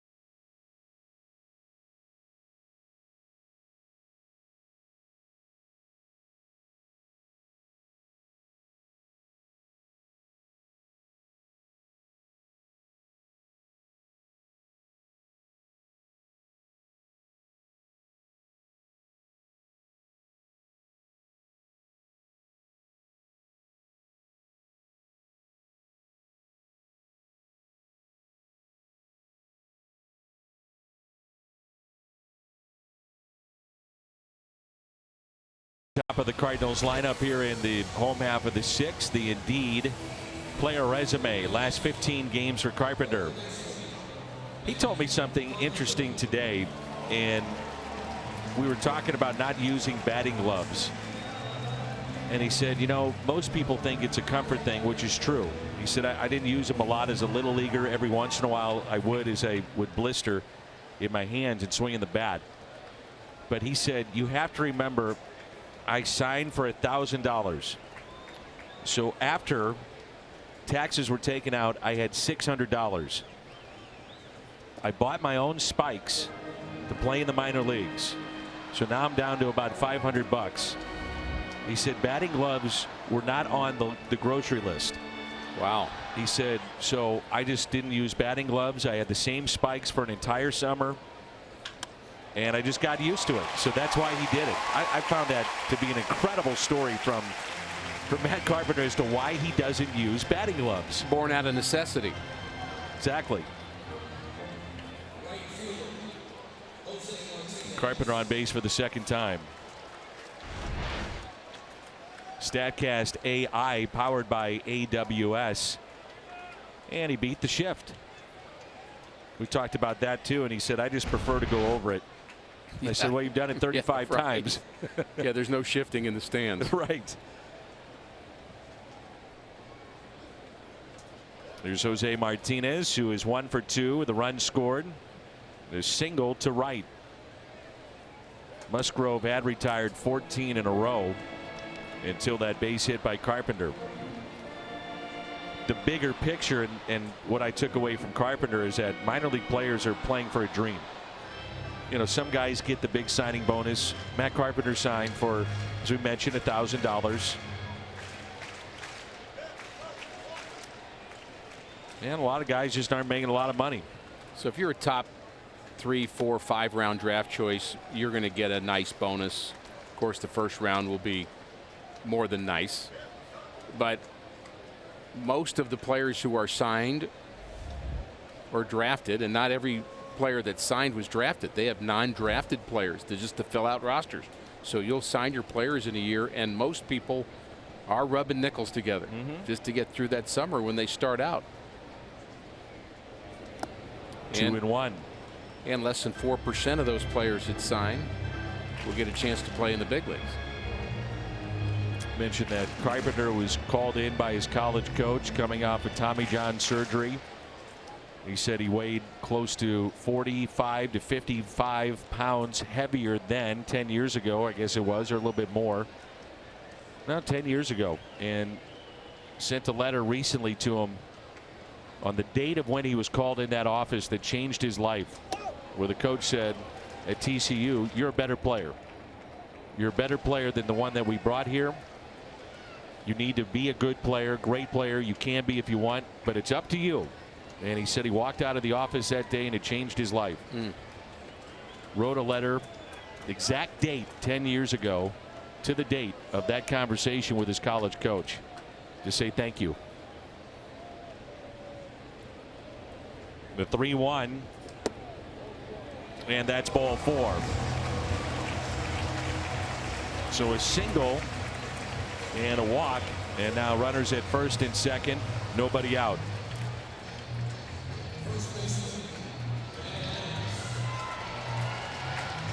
So 2 on, nobody out. On this Patriot Day, USAA honors those who have served and all of our service members at home and abroad.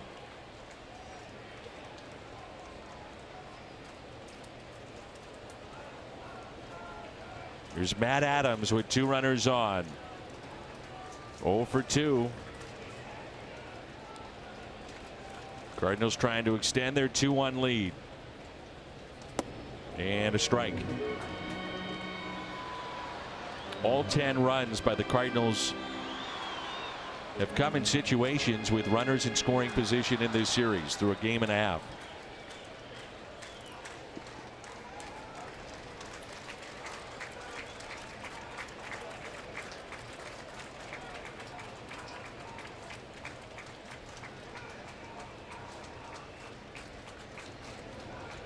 The 0-1. Kubota power stats. Cardinals hitting home runs, a bunch of them. Only behind the Dodgers in the National League. Talking with Matt Adams today down in the clubhouse. He said last night felt like a playoff game to him, reminiscent of a home run that he hit against Pittsburgh, and also the home run against the Dodgers and Clayton Kershaw. He said, I couldn't hear anything. He said the place was so loud, but my teammates had to tell me it was so loud. I didn't hear it. And he goes the other way, a base hit. Carpenter held up at third. But how about that? He said his teammates had to tell him, City, take the curtain call. Well, he was in the moment. There's no question about it. And it's hard to go anywhere without finding somebody who's a big City fan and is thrilled to have him back.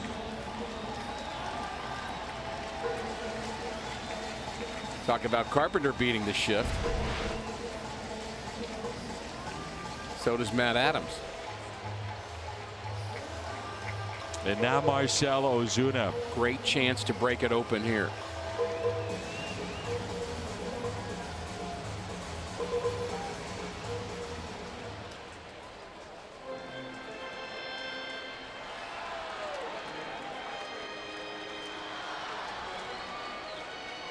Good numbers with the bases loaded. You know what you wanted last night. I'm thinking it. I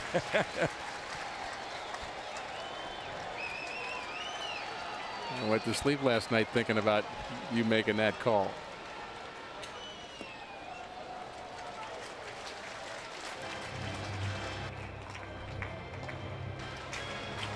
That's the case in your dreams. No, it was before I fell asleep. Okay, I was just going to say.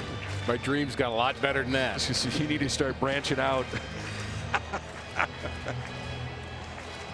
You know, Cervelli was not happy with ball 4 to Jose Martinez and had a word with the home plate umpire, and I wonder if that's part of this conversation. Well, he was right about it too. I mean, Musgrove didn't get a pitch on the inside corner to Jose Martinez. It was ball 4. Hey, it happens both ways. Sometimes you get the break, sometimes you don't, but that went the Cardinals' way, and Cervelli says, okay, no mas. Here's a 1-0. 1 ball and 1 strike on Marcell Ozuna. Here's the ball 4 pitch. It catches the inside corner. Now, it was not where he intended to throw it, but it was still a strike. And Cervelli had to lean a little bit, so couldn't sell it. And Martinez was ready to look at a 3-2 pitch, but was told it was ball 4. Here's a 1-1 inside, and it's 2 balls and 1 strike. This might be the pitch here that Ozuna does a lot of damage. You back him off the plate, and sometimes he comes back with a vengeance. He does not scare easily. No. We have seen this a few times.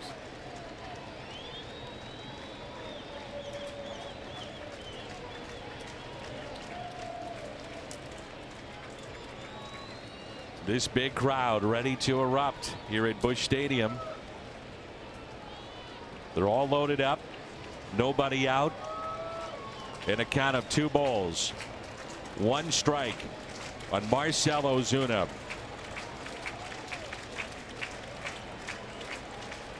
Here it comes. Ooh, boy.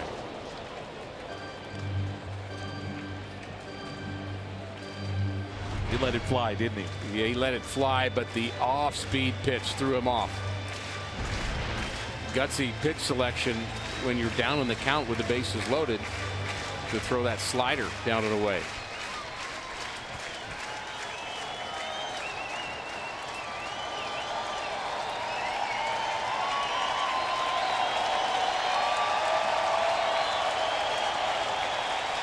The 2-2 struck him out.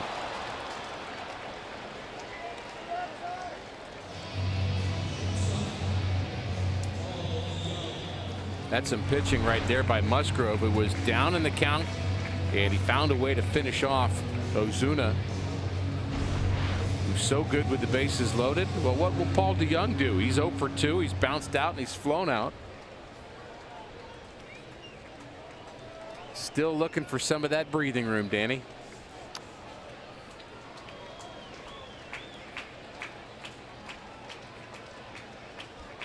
DeJong 0 for 2.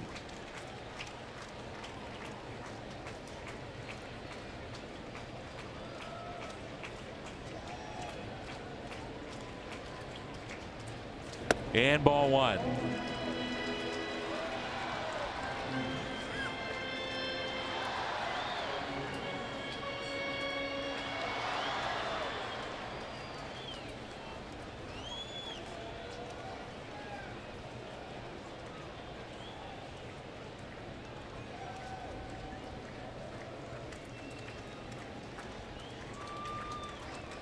Here's a 1-0.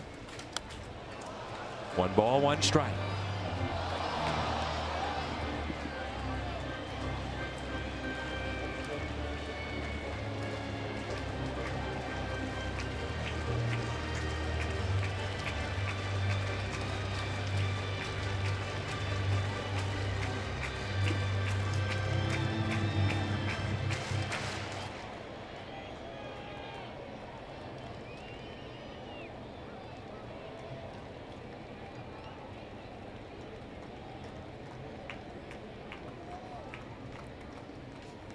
One and 2. DeJong tonight is grounded out to third and also fly to right.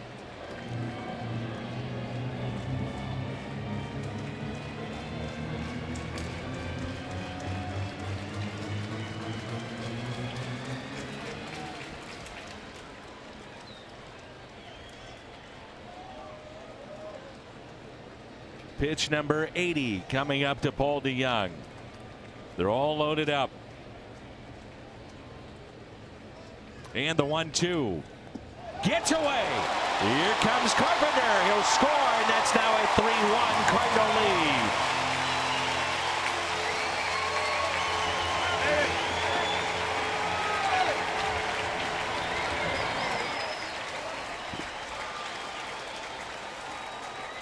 Very frustrating for Musgrove, who is starting to see light at the end of the tunnel on how to get out of this inning.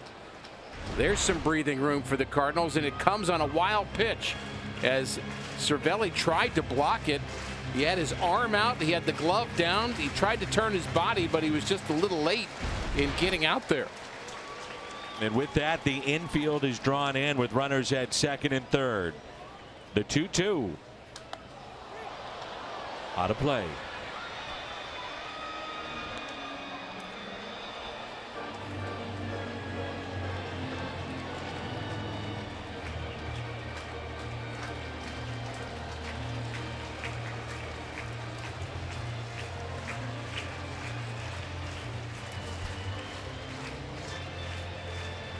.300 hitter becomes a .400 hitter with the infield in. A lot of space for Paul DeJong to get a ball through this infield. What he can't do, Dan, is strike out. The 2-2 pitch again. Fights it off. In on his hands. Fouled back.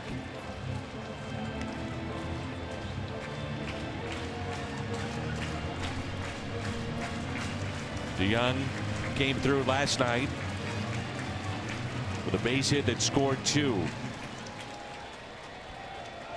54 runs batted in. This will be the 7th pitch coming up in this at bat for Paul DeJong.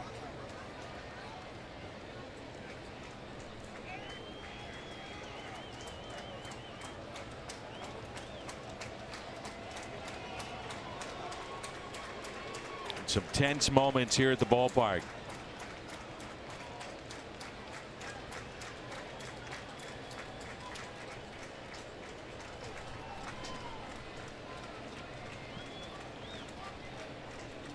The 2-2. DeJong reaching for it. Out to deep center, backing up Marte. Martinez will score. Adams tagging up from second to third. And it makes it a 4-1 St. Louis lead.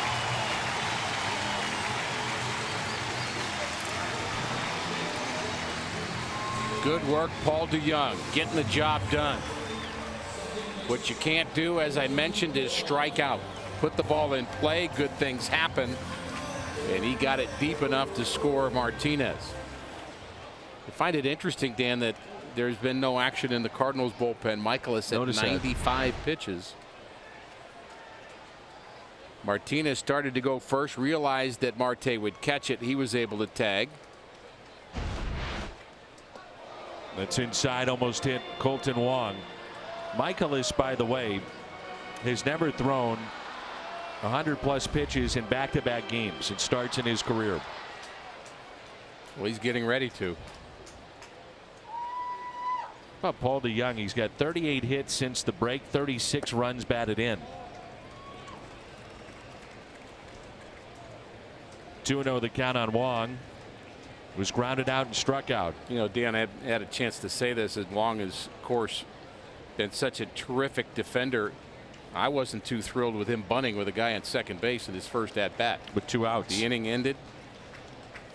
I mean, if you're going to do it with a runner at third, that's one thing, because you could drive him in. But if you get a bunt base hit, if it all works out well, you still don't get the run in with 2 outs, and you're passing it off to somebody else. So it's really just a basic ABC of baseball. Now, there are some extenuating circumstances. If Miguel Cabrera is hitting next, or Albert Pujols, maybe. But in that case, didn't like him bunting at all. The 2-1. Wong, a little flare, popped up left side and out of play. 2-2.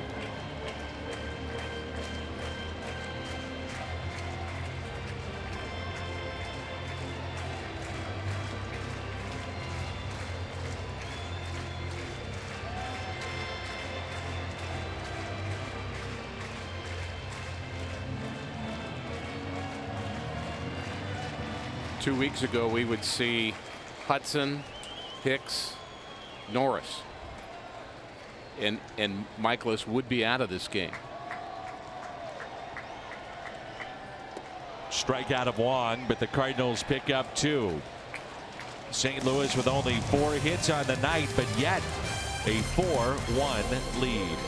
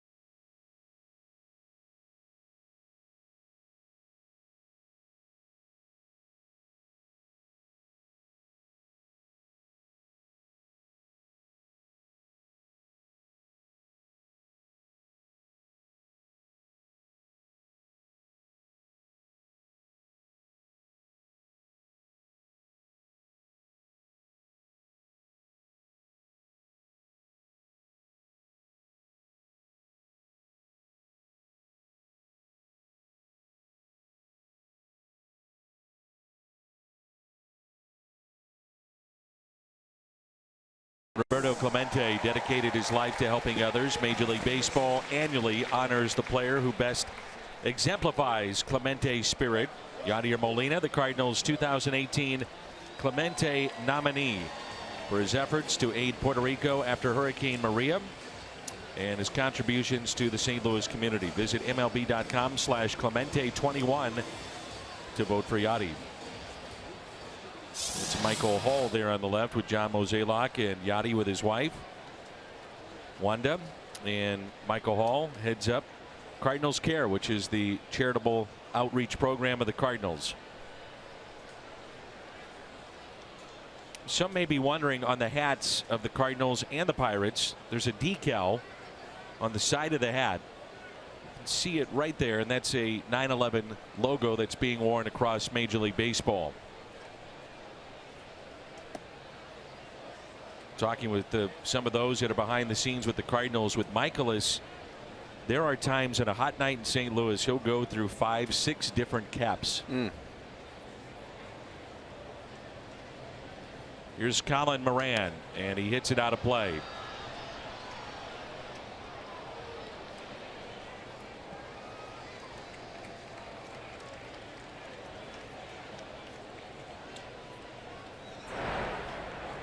Dakota Hudson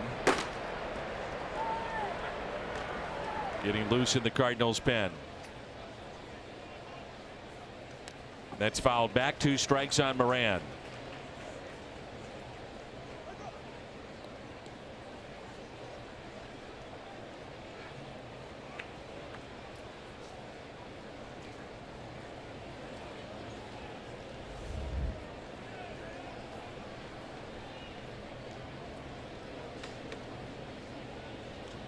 Here's a 1-2 pitch. Spoiled. It is interesting, back-to-back games now in which Michaelis, it looks like now, will next pitch, 100 plus. So you're talking probably 105 to 110 in this game tonight. Now he may take him out right after Moran, but we'll see.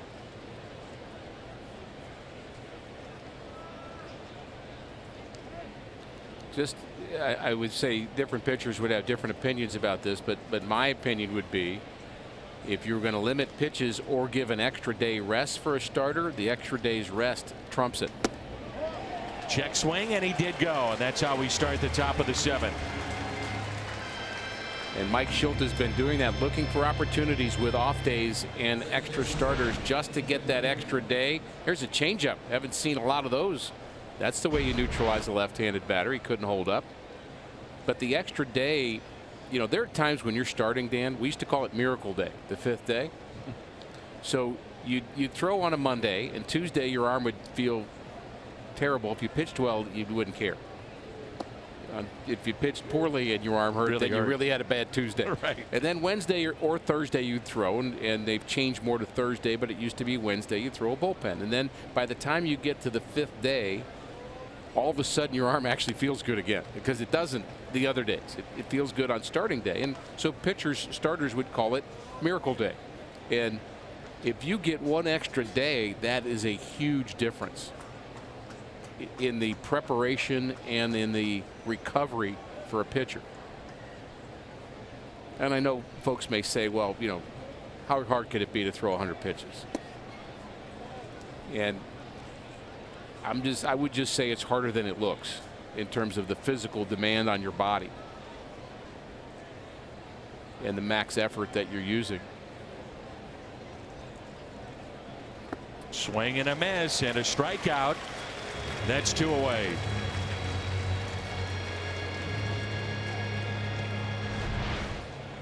The hard breaking ball.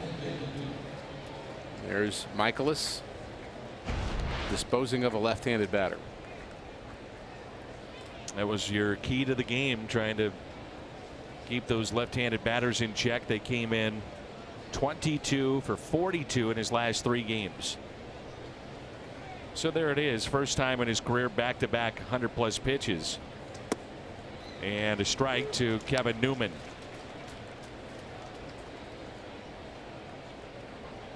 Daniel Ponce de Leon going tomorrow. So essentially you've got like a 6-man rotation going right now with 17 to go after tonight, and those extra days of rest. Ground ball, he jammed him. Hit to Carpenter. Gets him by his step, and Michaelis is through 7, and a job well done. Time to stretch. 4-1.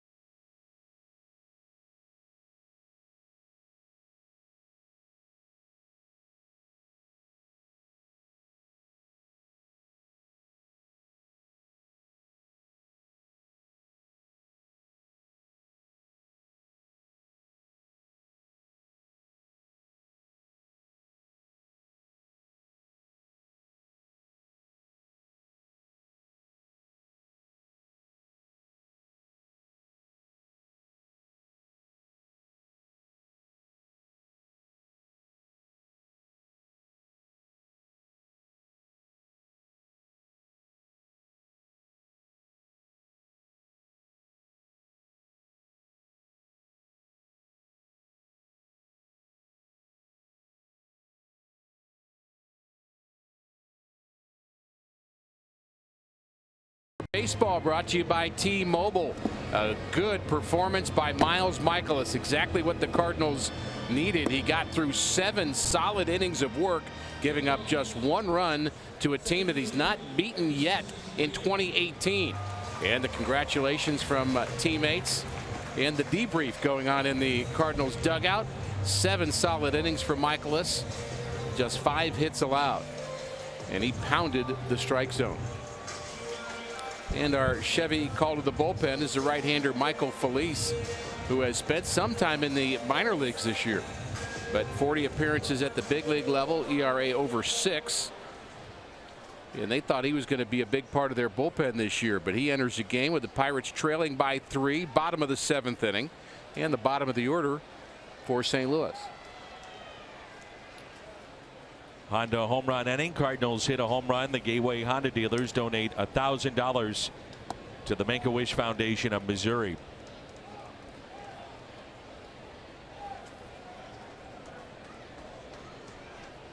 It seems like you talk about more, not you, but I mean in general, fan bases across Major League Baseball, the misses in free agency and not the gets. Right. And I'm telling you what, Miles Michaelis is the deal of the century right now. Yeah, so is Bud Norris. Another one. He's a great get.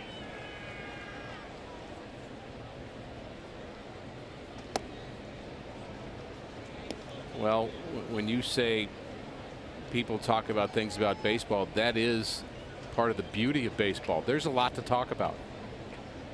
It's not the fastest game in the world. It's not like watching a hockey game, or it's not like going to an NFL football game. You have time to kind of sit there and take it in and analyze and talk about things. It's just kind of the way it is. Or if you're watching on television, it's just a game you can watch and communicate with others around you, and everybody's got an opinion. Yep. And all we need to go do is go onto Twitter and find that out. But that's part of it. It's people expressing what they think about baseball. It's a good thing. It generates interest. A fan that has never worn spikes will have this sense of, you know, I wouldn't bring that pitcher in. I'd bring that pitcher in. And yet, it's okay. You have your opinion. Everybody's got it. Part of following a team year in and year out. Part of the baseball conversations. There's Norris that Mike Schilt talks about with his staff constantly. He said, hey, we disagree all the time. Right. And that time he got him. So a strikeout of Bader on a 2-2 pitch. Plaza Tire Service replay.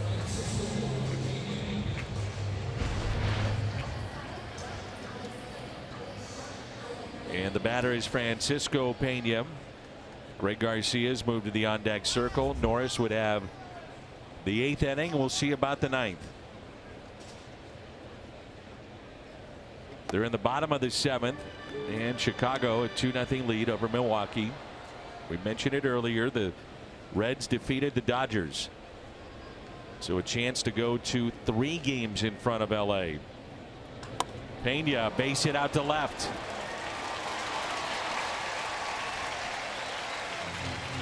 And I would again, Dan, go back to something I said earlier. If my opinion, and again, we've all got them, but if you're a Cardinal fan and you think Bud Norris is going to go sit at the end of the bench in the bullpen and never be used again, and the Cardinals are going to play in October, that's not going to happen. Sorely mistaken. Yeah, that can't happen. Cardinals need Bud Norris.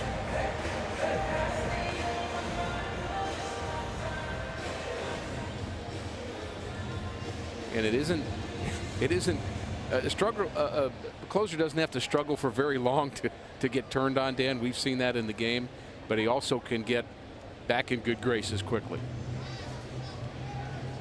So Clint Hurdle is motioned towards his bullpen. He'll make a change here with Steven Brault coming up. Greg Garcia announced as the pinch hitter. They may just pull him back. Now Mike Schilt has done that before, where he's shown Garcia, pulled him back to have a matchup to his liking. We'll see when we come back.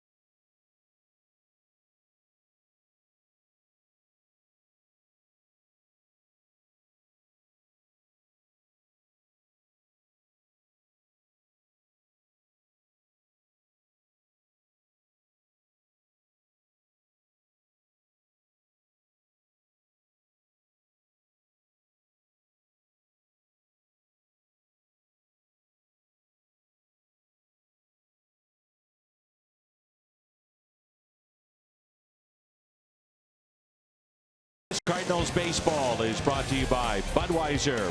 Wherever legendary MLB moments happen, Budweiser will be there. By Ford, going further so you can. And by USAA.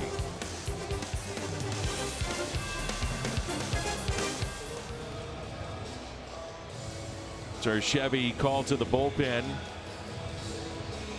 And as we thought, as Stephen Brault comes into the game, Greg Garcia announced as a pinch hitter, pulled back, in the Cardinals counter here with Tyler O'Neill. It's worked before, and that's something that Mike Schilt has done a couple of times in his brief tenure. I don't mind the trade-off here, and you can afford to do that more when you're playing September baseball. You have more options. Deeper bench. You don't see that happen as much during the season because teams carry so many pitchers because they're scared to death to run out of them. Exactly. That there are times where you have 3 guys on your bench and one of them's the backup catcher. So you're never going to do a mix and match thing. Lefty, righty, pinch hit for the pinch hitter, as the Cardinals are doing now. But I mean, that's a full dugout right now of Cardinal players. There's a whole bunch of people in that dugout right now. Short lead at first by Pena. And an 0-1. My favorite move so far by Mike Schilt was in Cincinnati, in which he disguised taking out a pitcher by having the team give him hugs and handshakes. Remember that? And he pulled off his hat, had a towel around him. That's fouled back. Now that's really trying to sell a move. You don't see that every day.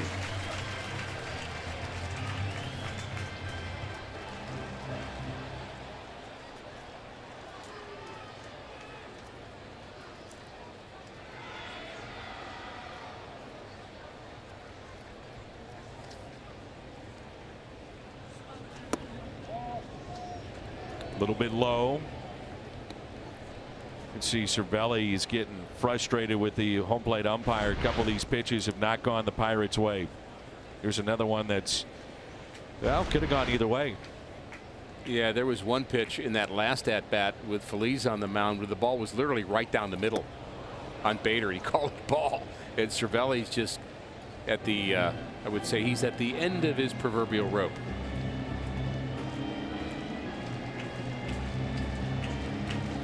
Mentioned it in Pittsburgh, where Stephen Brault looks like he's slowly turning into a carp.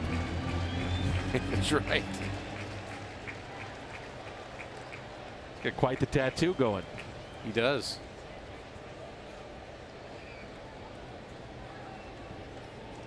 (3-2) spoiled. A few years ago, we had a friendly wager in which you would wear earrings and get a tattoo. That's right. I forgot what the circumstances were, but because if the Cardinals won the World Series, if you're willing to go out on a limb. Huh.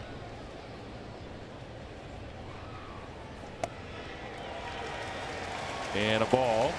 So O'Neill is aboard. Walk by Brault. Runners at first and second. What you're forgetting is your part of the bargain. That's correct. If the Cardinals won the World Series, you would go 2 weeks without talking. 1 week. I remember 2. Maybe I was hoping. Revisionist history. Phillips 66 ticket vouchers are back, and they are better than ever. Fill up at Phillips 66, 8 gallons or more. And you can get a voucher for up to 50% off on up to 8 tickets to a Cardinals home game. Visit Cardinals.com/Phillips66.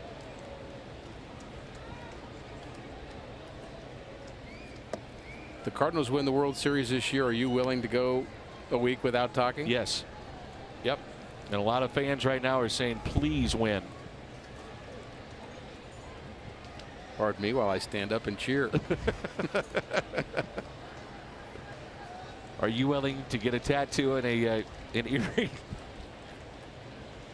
If the Cardinals win the World Series this year? Yeah. Yes.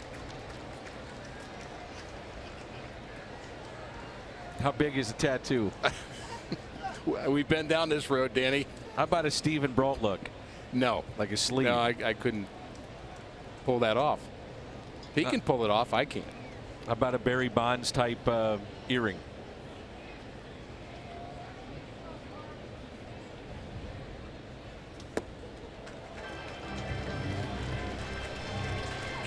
Well, I've got plenty of time to plan it, Danny. But we have a lot of suggestions coming in, I can tell you. And I don't believe the last time we did this there was Twitter yet. Was there? We didn't have Twitter last time we did this, so I'm sure I'll get a lot of suggestions. 3-0 pitch, and the bases are loaded.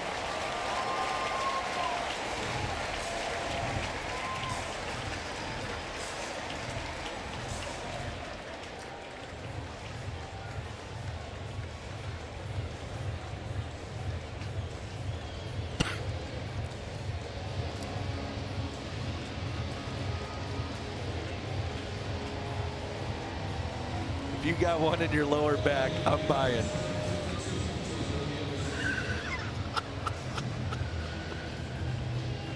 I just don't want to see it.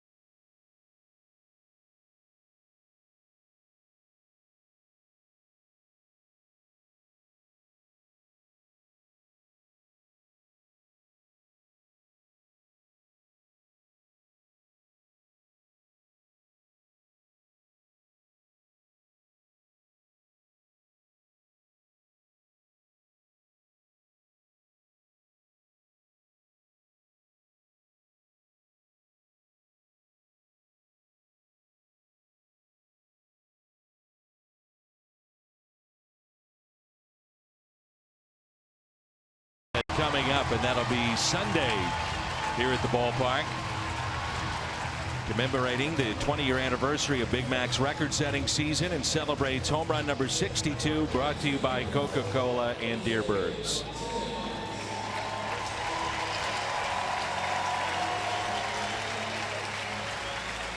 My partner is checked out, and I don't blame him. I'm doing some drawings over here. Jairo Munoz, the pinch runner. Clint Hurdle deeper into his bullpen. And the Cardinals with a chance to break it open. One out, bottom of the 7th. And Dan, we've seen this plenty of times. You never have enough runs. And another wild pitch, and a run will score.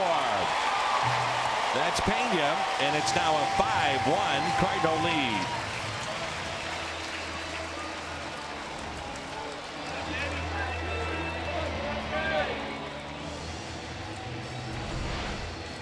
Well, this breaking ball is overcooked, and Cervelli tried to pick it. Boy, he's been beat up today, hasn't he? Mm-hmm.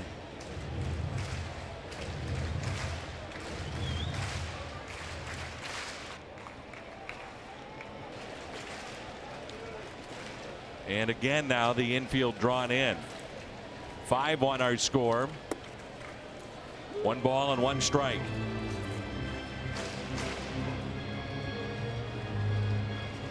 Anderson's pitched 2 games in the big leagues, Dan. 3 innings, 9 hits, 4 walks.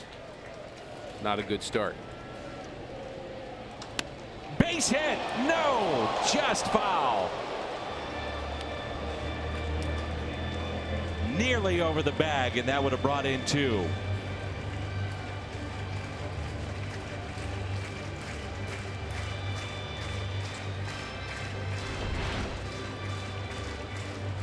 Well, he just sticks the bat out, and how close is it?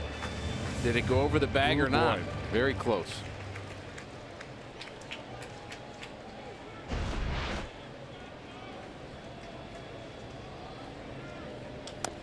pulled foul.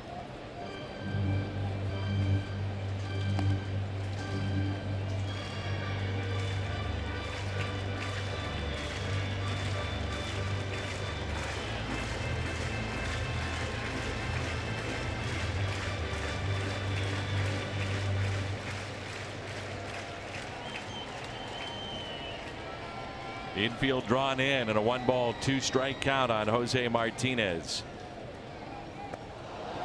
And he did go. So says the home plate umpire Jeff Nelson, the crew chief.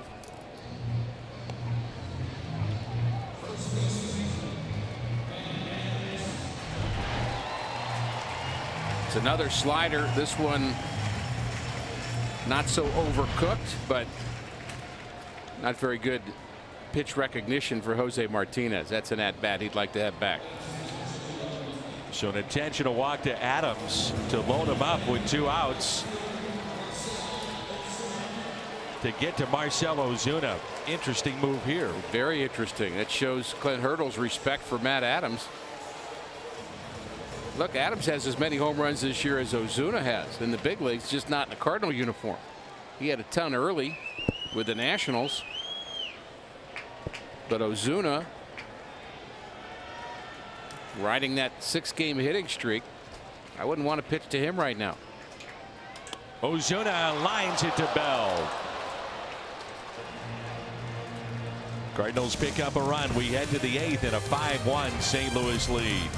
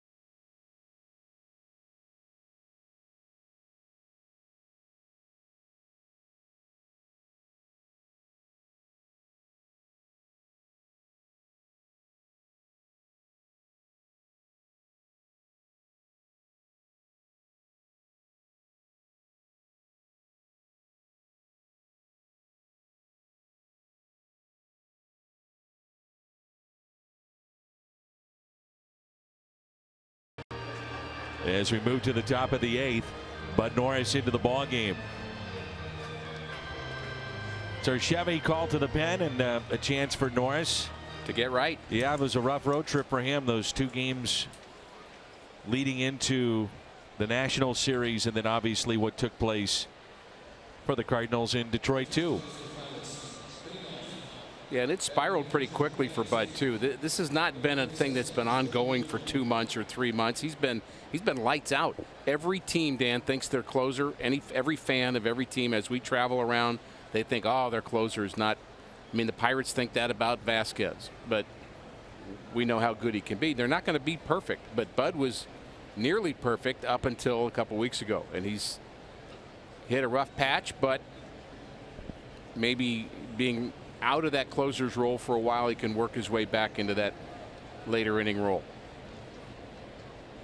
Some changes for the Cardinals. Munoz third base, O'Neill in right, and the first pitch taken for a ball by Jordan Luplow. Got a number of good suggestions on Twitter of potential tattoos. Well, I'm sure you have. And One gentleman was kind enough to say, look, I watched Rick pitched over the years. He got tattooed quite a bit. That's my terrible. favorite. That's my favorite one. Amazingly, though, during the commercial break, you agreed that if they won, you'd get a back lower tattoo, lower back tattoo. No. Stop that. And show up on opening day in a half shirt. Yeah, no, that is not going to happen. Oh. It's going to be a picture of you on my bicep, maybe. Oh, great. Yeah, no, it's not going to be that either.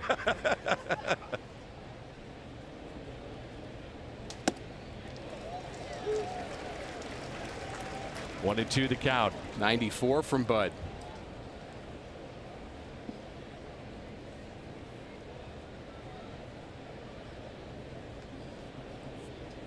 He seems to have lost a little bit of the edge and the sharpness on his slider. I'd say that's what's the difference from Bud of 3 weeks ago? That pitch, the command of it. I mean, it was lights out for a while, and he either overcooks it or just spins it. He just can't quite get that right release point.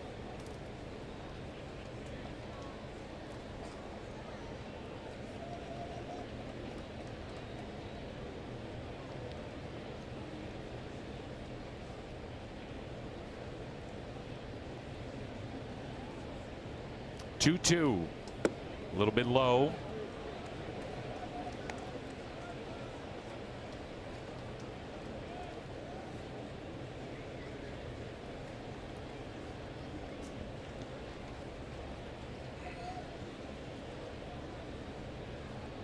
Big gap in left center. 5-1 our score here in the top of the 8th.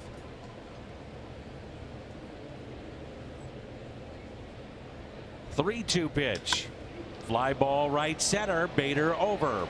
Playing that way makes the catch. I'm curious, when you had an outfield with Willie McGee in center and Van Slyke in right. Yeah. It reminds me of watching Bader. But my question would be, how much of the, and there's Willie, how much did he shade a hitter right center, left center, and move as much as guys do today? Willie played a deep center field and could just flat out outrun everything. That's what I liked about Willie. The ball was hit high enough and far enough, and it was a spacious Busch Stadium too. He would just go get it, and he even likes his outfielders to play deep. There's differences of opinion about that. Do you want him playing in or shallow? He'd rather take the gaps away and take the doubles away. Some would rather take the base hits in front of the outfielders away. It was strike to Frazier. But what Bader, I think Bader's got that kind of closing speed of a Willie McGee. I think he has a better arm than Willie McGee had. Willie had an accurate arm, but Bader's got a, I would say, stronger arm.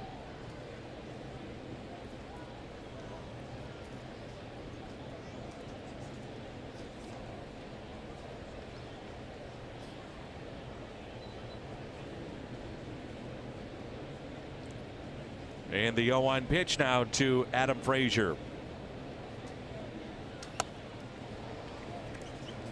Good start for Bud Norris. Wonder if there's any anxious thoughts in Mike Maddox and Mike Schilt right now, and perhaps Cardinal fans right now, with Bud having the 8th inning of a game, and just how far you'd go if things went south with him. I think that question we were asking yesterday about Adam Wainwright in his start.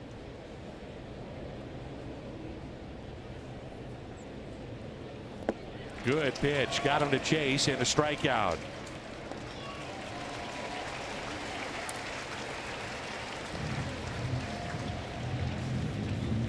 Reminder that September 29th and 30th, the Cardinals, Fox Sports Midwest, and the Blues all get together for Pedal the Cause. And you can sign up at pedalthecause.org/blues.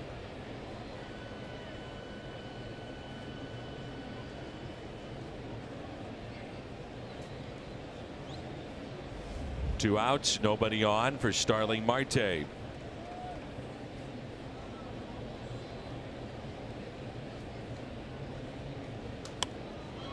And that's it out of play. One thing I'm remembering, Dan, and maybe learning now that social media is out there, it's just amazing how a guy can make a statement about getting a tattoo and it kind of blows up pretty quickly. And something may have happened to Bud Norris on his landing. We've seen that a couple times in this series. Pitchers landing funny and then that bringing out the trainer. Watch the land of Norris. Well, it looked like he might have been grabbing something there. Like, I don't know. He says he's okay, but is he? Do you remember in late spring he dealt with a little bit of a leg issue too? Oh yeah. It's been lingering. It looked like he grabbed his hamstring, like his high hamstring. And he's saying, "Give me the ball, give me the ball. I'm okay. Give me the ball, give me the ball, give me the ball." He's not. He is refusing. Looks like he's refusing to be hurt right now. Mm-hmm.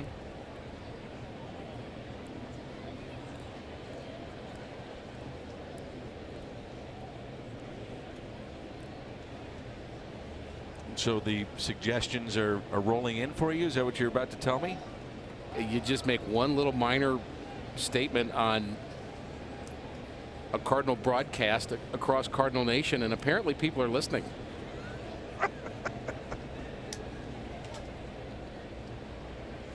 Team playing well, ratings up, and suggestions are too. And social media flying. Let's see how Norris delivers this pitch. Gets right out of it, limping a little bit towards the dugout.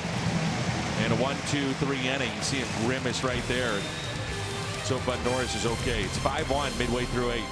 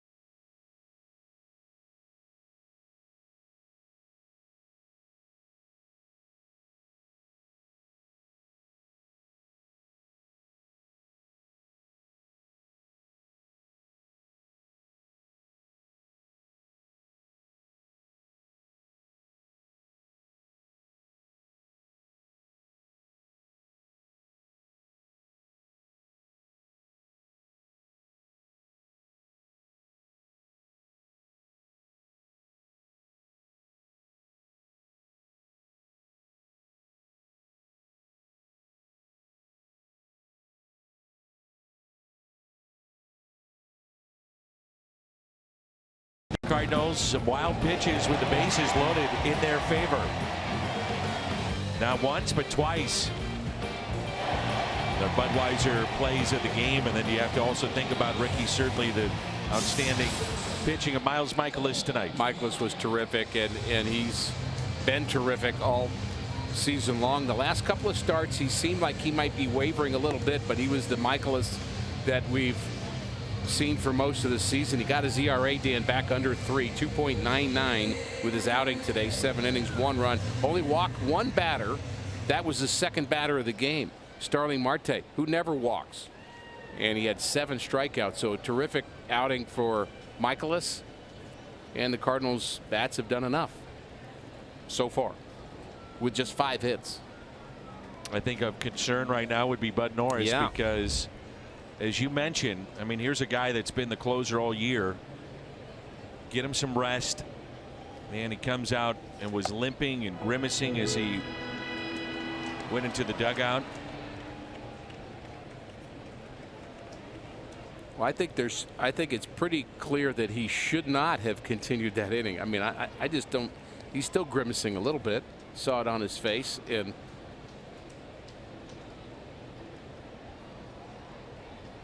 I don't think he's 100%, but you weren't going to take the ball from him. And DeYoung lifts a fly ball into center.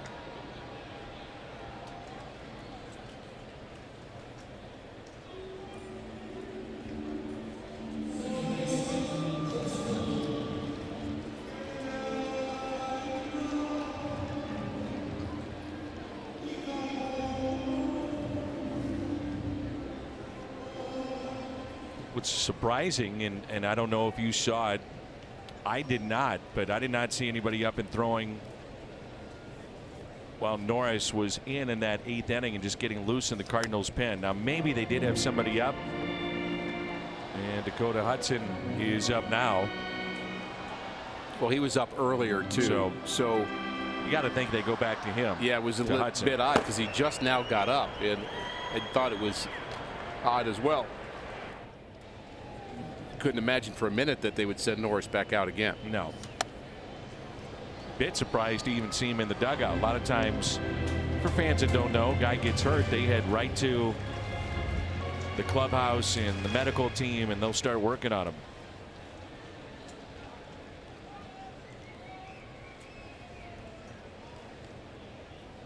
And the 0-2 pitch to Colton Wong.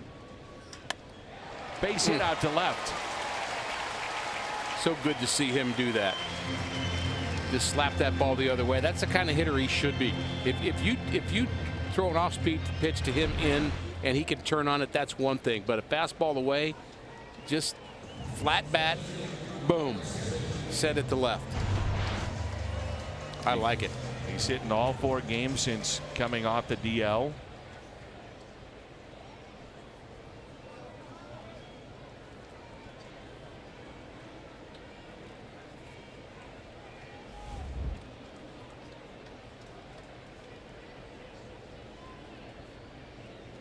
Here's Bader.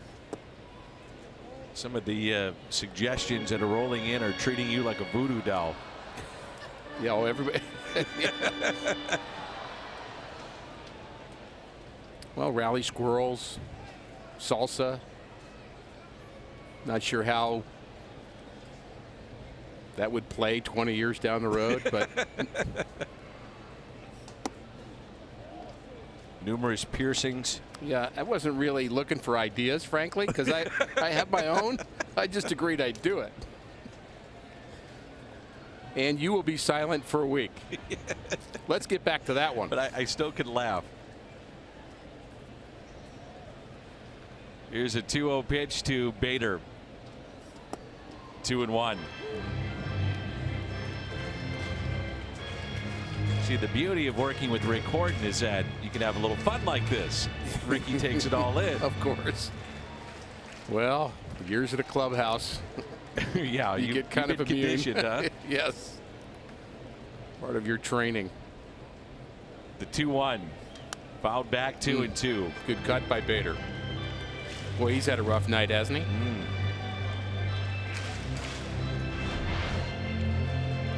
Some nights you're just not getting the pitch you can hit. The pitcher's just overmatching you, but that was a pitch he could hit.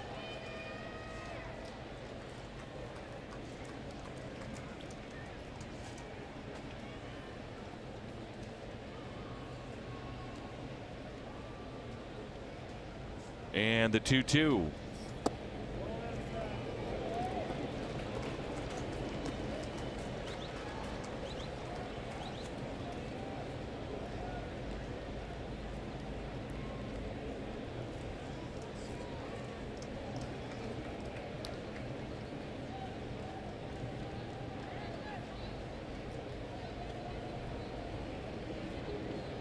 Wong is running on the pitch, take it inside, and that's ball 4.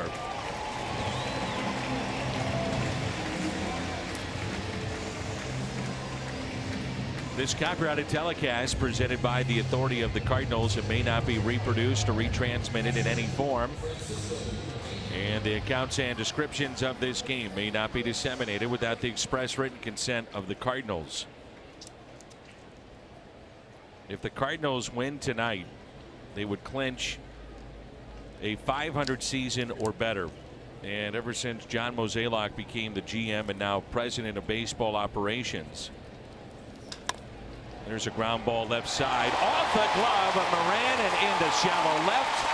Long will score, and it's 6-1.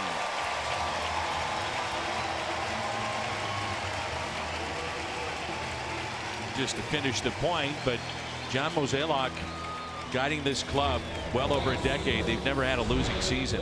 It's pretty impressive.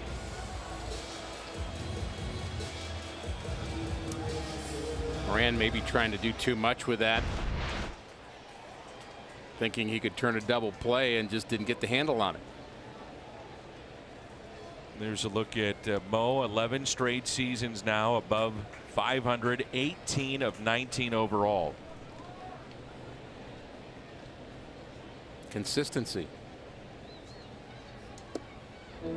Drafting well, developing players, finding players. Got to give Mo and Gersh credit here with season on the brink and turned it quickly around.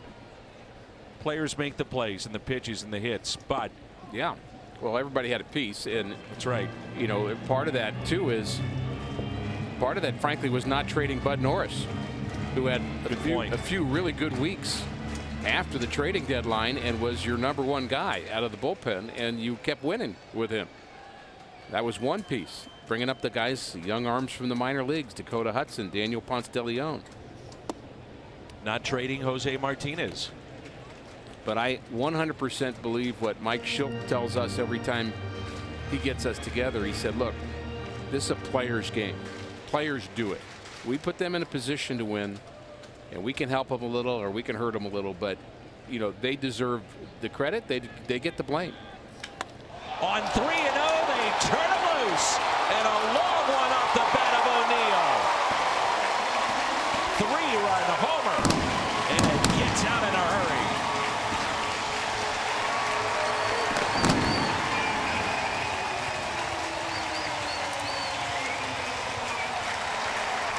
Wow. Oh, man. 9-1 Cardinals. Our Nissan drive of the game. So you can go ahead and ask the question, should he be swinging 3-0? And I'll go ahead and say yes. Should he be swinging 3-0? Oh, yeah. Boy, did that get out in a hurry, and a long one. Nissan drive of the game.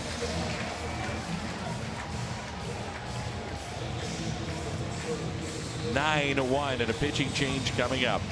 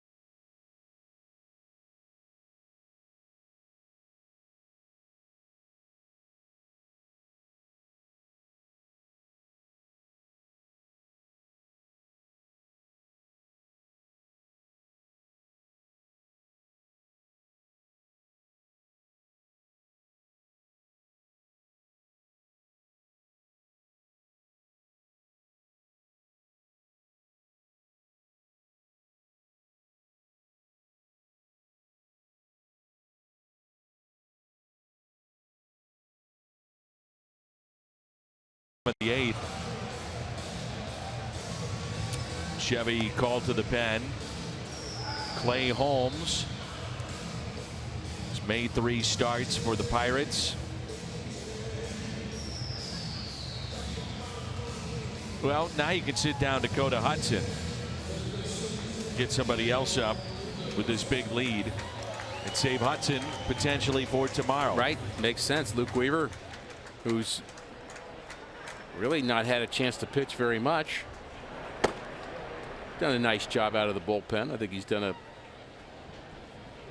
good job in games like this, and you don't get many games like this. We've been waiting for the Cardinals to break it open, and Tyler O'Neill did just that. Home run measured at 457 feet. There's Jairo Munoz. That inning, or 1/3 of an inning, was the major league debut for Nick Birdie, and he will long remember that moment.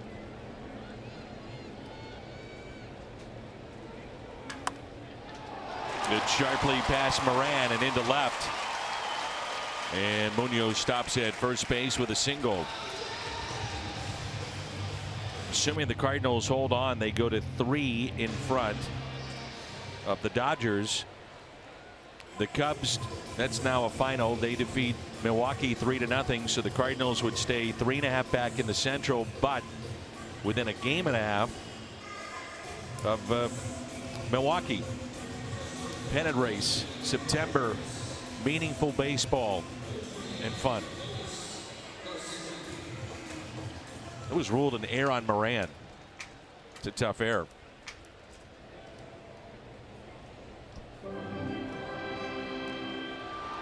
I would agree. Not an easy chance.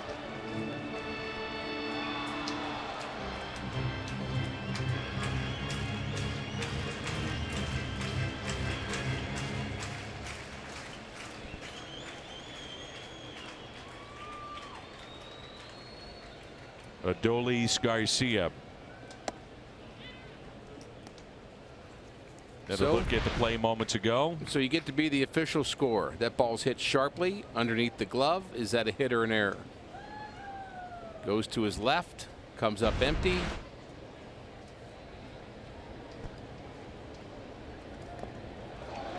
Another wild pitch, and Munoz to second base.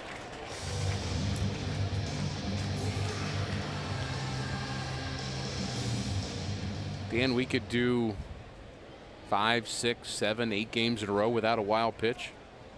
And there have been 3 in this game, and 2 of them have directly led to runs. Yep.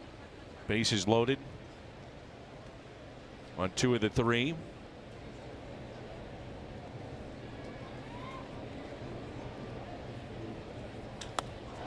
Garcia, and it is a fair ball off the sidewall. That'll be a ground rule double. Munoz will score to make it 10-1. Adolis Garcia drives in a run. Good for Adolis Garcia.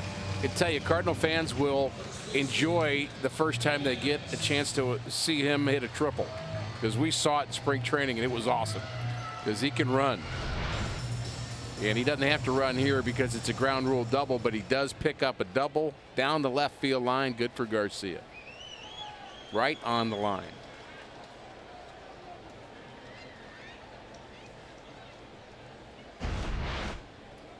First major league RBI for Adolis Garcia. By the way, with 3 wild pitches tonight, that's 88 for the Pirates this season. 88. That extends their franchise record.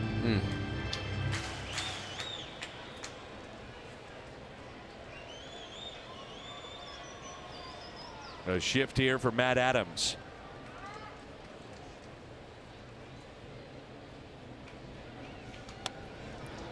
The number of wild pitches often increases in September because you've got young pitchers, number one, that may not have the same kind of command as the guys you've seen all year, but you don't know the action on their pitches as well. You're not used to catching it. So the ball may spin a little bit different on the slider when he spikes it, or the fastball when it gets away, and it just creates more opportunities for wild pitches and pass balls. And a base hit for Adams. Garcia stopped at third base. It's good to see Matt Adams go the other way a couple of times tonight. All smiles. Good for Matt.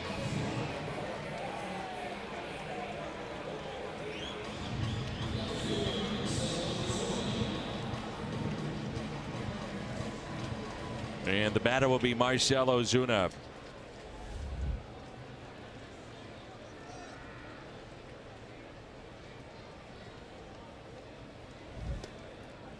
Cardinals about hit the Pirates 10-5. And they lead 10-1.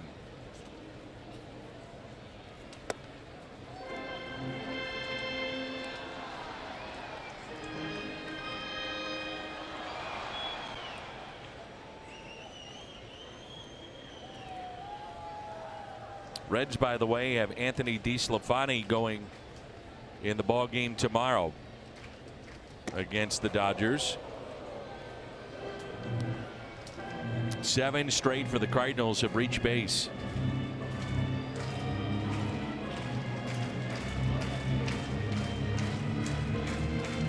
Clayton Kershaw pushed back specifically to face the Cardinals Thursday night. And a 2-0 pitch to Marcell Ozuna. 3-0.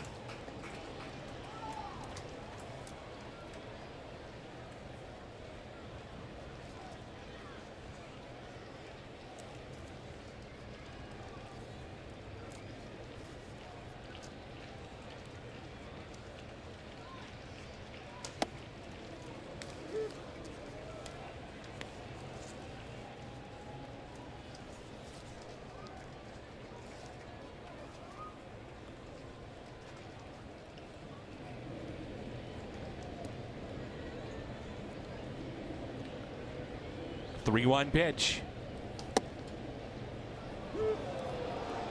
3-2. So Dan, would you prefer a 2-1 score in the top of the 6th inning with tension and every pitch maybe meaning a change in score, or 10-1 in the bottom of the 8th? I'll take the 10-1. Yep, me too. I was just asking. I was just thinking that. But not everybody would say that. Some people would just assume, I want the game to go down to the wire. I mean, we'd rather win, but I want it to go down to the wire. Everybody in the Cardinals bench wants it to be 10-1. Well, if you watch the games in Washington and Detroit, you'll take a 10-1 game. Yeah, that's true too. I was thinking this is the first laugher the Cardinals have had in a while. A lot of tight baseball games. 3-2. Out to left center. Near the wall, and the catch made on the track as Garcia tags up to make it 11-1.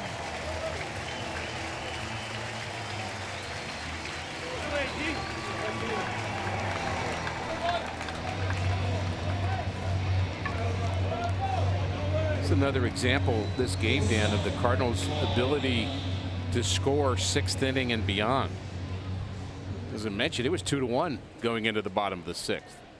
2 runs in the 6th, 1 in the 7th, and 6 already here in the 8th inning.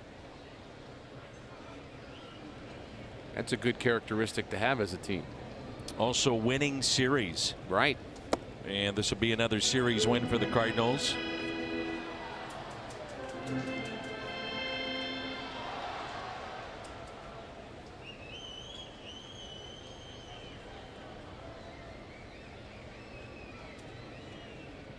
A 1 pitch to Paul DeYoung.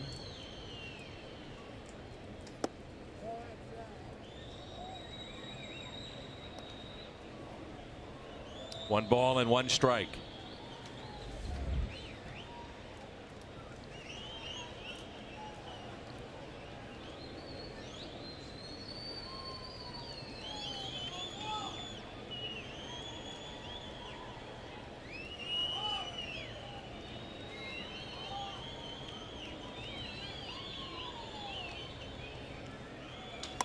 And DeYoung, a base hit into left.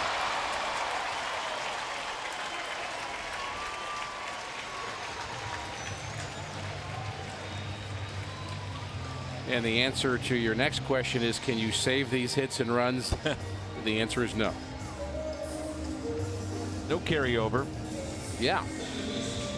The feeling hopefully will. Yeah, the momentum of the Right. game.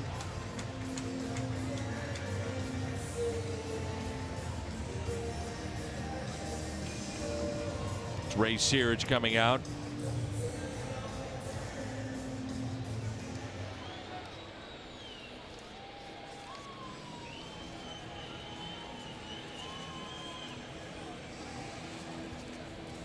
A reminder that Game 3 of the series tomorrow at 11:30.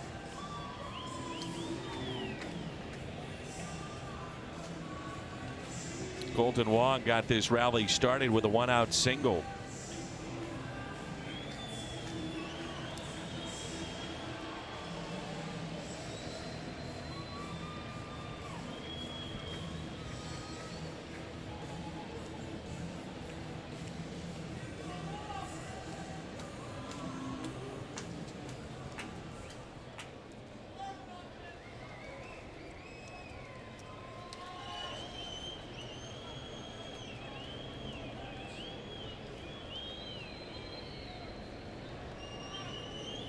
Two outs and 2 on for Colton Wong. And strike 1. Well, I think if the teams, Dan, that are competing with the Cardinals would question anything about the Pirates here, the Pirates played their best players here in the first couple of games in this series, and they've got some pitchers now they're looking at, but that's after the damage has been done. They put their best foot forward. And part of putting their best foot forward is not having Gregory Polanco, who leads them in average, home runs, RBIs. And so they are a bit troubled by that. And hopefully his arm injury will not be a long one. Well, go back to last night, play made in right.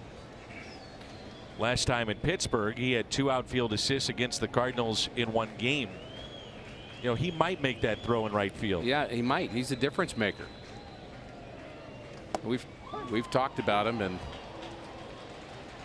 you know, you want him to come back, but Cardinals are enjoying the fact that he's not here and dominating here tonight.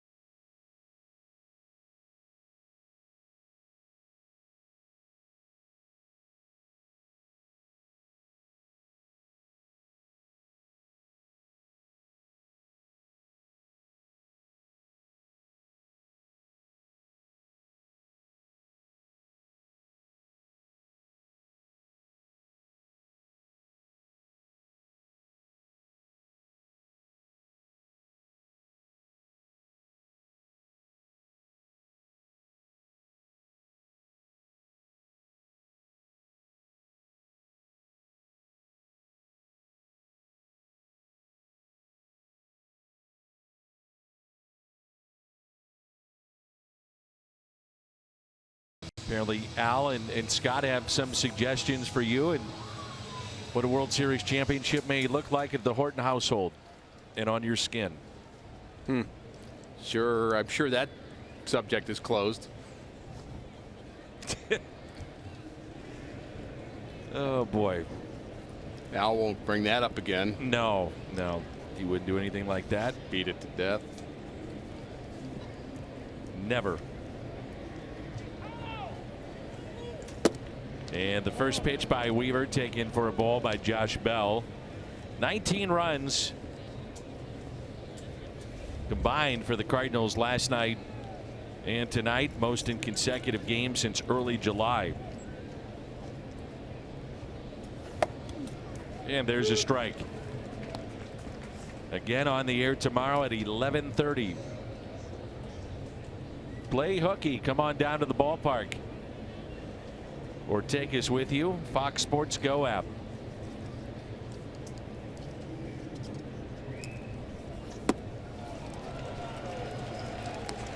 Good changeup.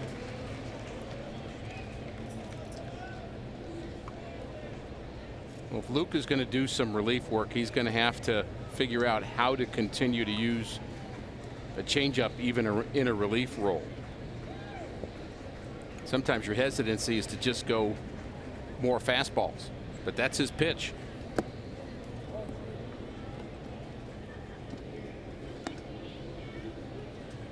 You have to fight the urge of somebody saying, hey, why are you throwing changeups for? It's 11-1. Well, it's because it's the pitch they can't hit. You have to be ready with that answer. And the 2-2 pitch. Bell rounded at third. Munoz makes the play. We've seen the versatility with the injuries of Jairo Munoz. Center field, right field. He's played a little second, third base. So where do you think he's best? May surprise you. I love him in the outfield because of his arm, but I think he's been a very good plus defensive player on the infield. Yeah. I mean, I wouldn't say second. I wouldn't say center. I might say right, and I might say third. But I liked him at short. I'm going to say third is my favorite place for him. Well, his arm will play anywhere. But the fact that it's not an obvious answer, it's a good problem to have. Shows his versatility, right, and his value. Ryan Lavarnway.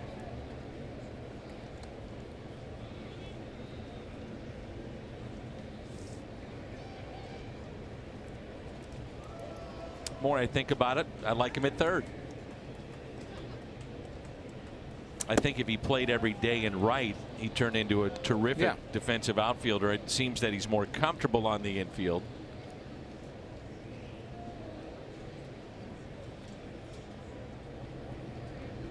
And the 1-0. Liner into right field. And it gets past O'Neill and all the way to the wall. Lavarnway to second base as O'Neill took a chance, came up just short. And a 1-out double.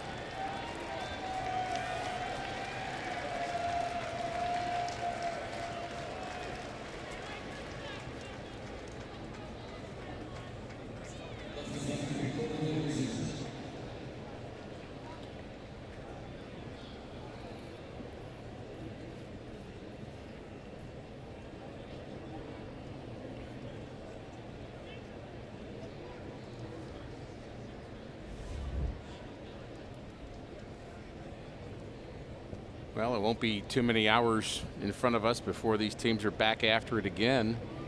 And talk about the carryover effect. Maybe day game after a night game, even more of an opportunity for that because it just happened.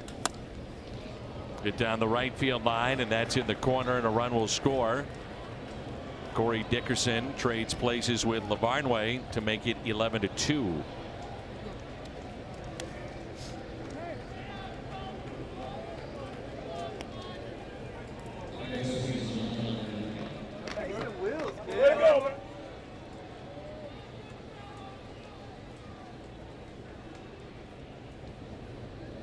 Very anxious to see Daniel Ponce de Leon pitch. I think he's had some flashes, Dan, of being right up there with the other young arms and saying, well, you know what, I can't distinguish one from another. He's Gomber, he's Hudson, he's Flaherty. Certainly was that way at his debut. And a ball high. Colin Moran at the plate.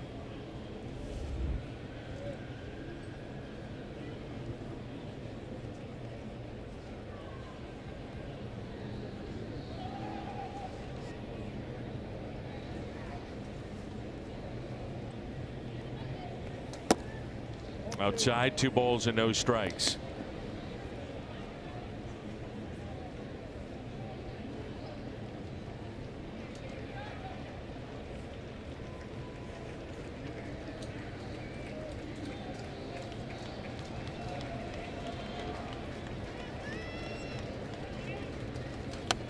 Two and one.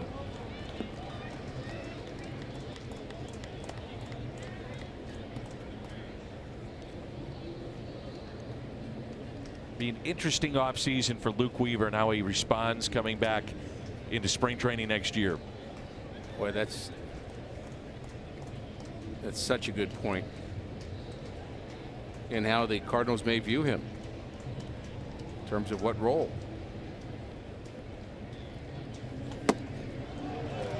You go back to the tail end of last year, he was the guy.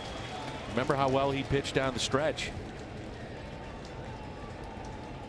And we've had some Cardinal minor leaguers that have had dominating steps up the ladder in the minor leagues. Hudson has, Flaherty had it, Gomber had it one particular season, but none of them were as dominant as Luke Weaver climbing up the ladder.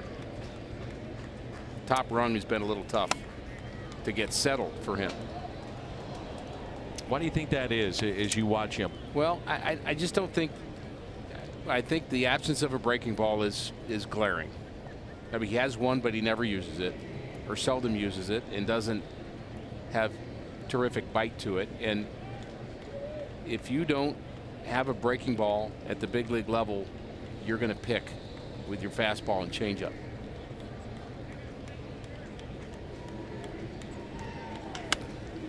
And it gets a ground ball. Adams to the bag.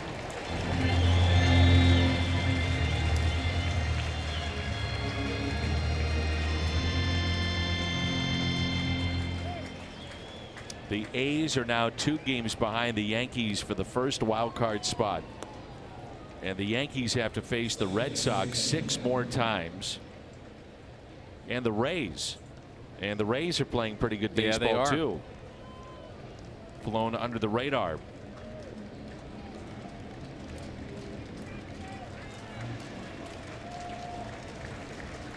Three more weeks of fun, and then even more fun will begin.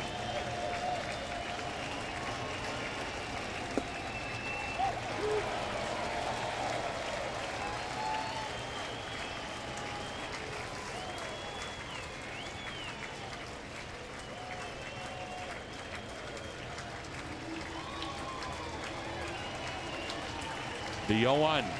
Inside, 1 ball, 1 strike on Kevin Kramer. Cardinals got 2 runs in the first inning, 2 in the 6th, 1 in the 7th, and 6 in a loaded 8th, and they've out hit the Pirates 11-7 and lead 11-2.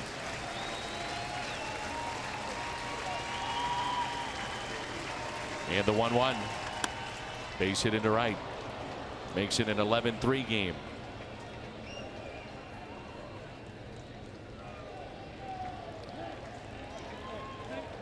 And that pitch illuminated exactly what we were talking about. The lazy curveball in the middle of the plate. He's trying to figure it out, but that is just sitting there.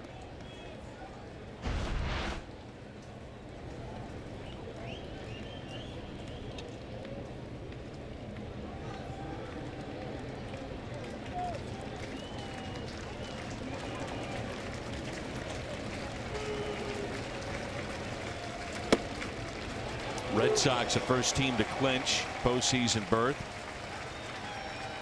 9 ahead of the Yankees with 17 to play.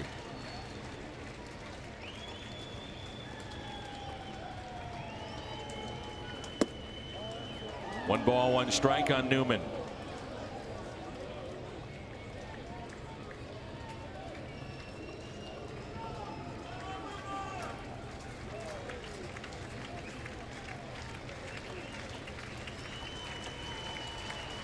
And the 1-1 pitch. Curveball hit into left center. Bader on the move, won't get there. 1 hops off the wall to make it 11-4.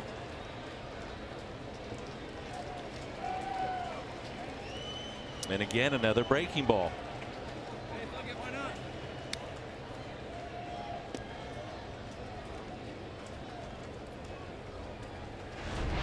Well, he's again trying to throw it. It's spinning in the right direction, but it doesn't have a tight spin to it. And very frustrated Luke Weaver trying to make that pitch work, and it's just not.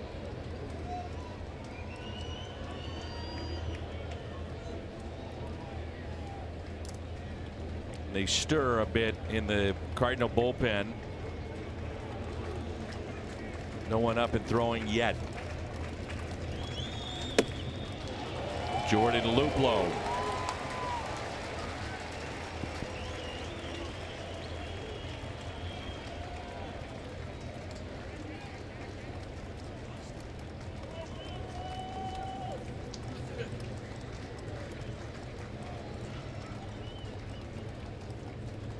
Oh, and 1 to count with 2 outs.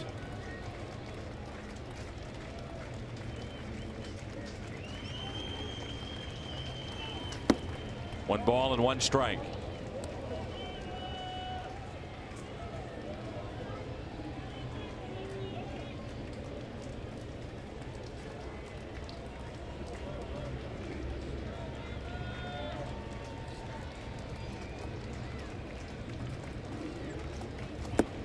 And it's 1-2.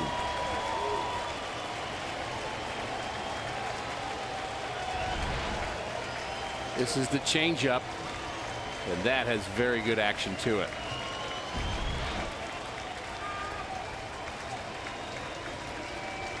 And the Pirates down to their final strike. 1 ball and 2 strikes on Jordan Luplow.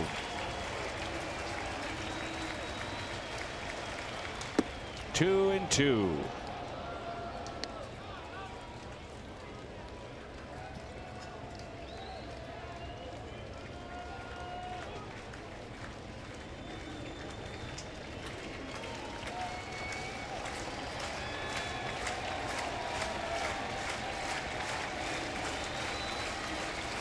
And the next by Weaver on its way. Full count. Frazier on deck.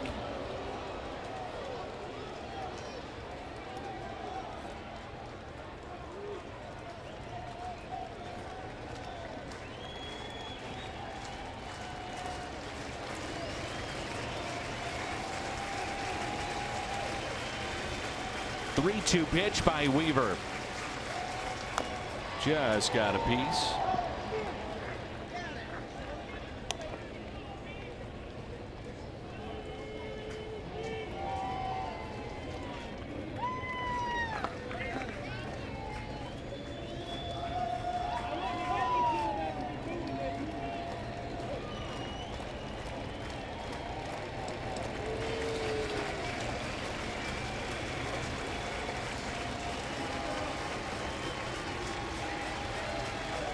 Three-two pitch.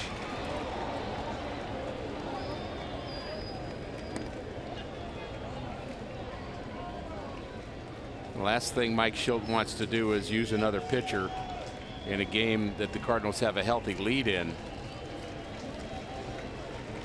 But this is pitch number 28 for Luke Weaver. Yes, he's rested, but it's all in 1 inning. And Mike Maddox saying, okay, let's go. Start throwing. 3-2 pitch. Weaver again to Luplow. He walked him. Runners at first and second with 2 outs.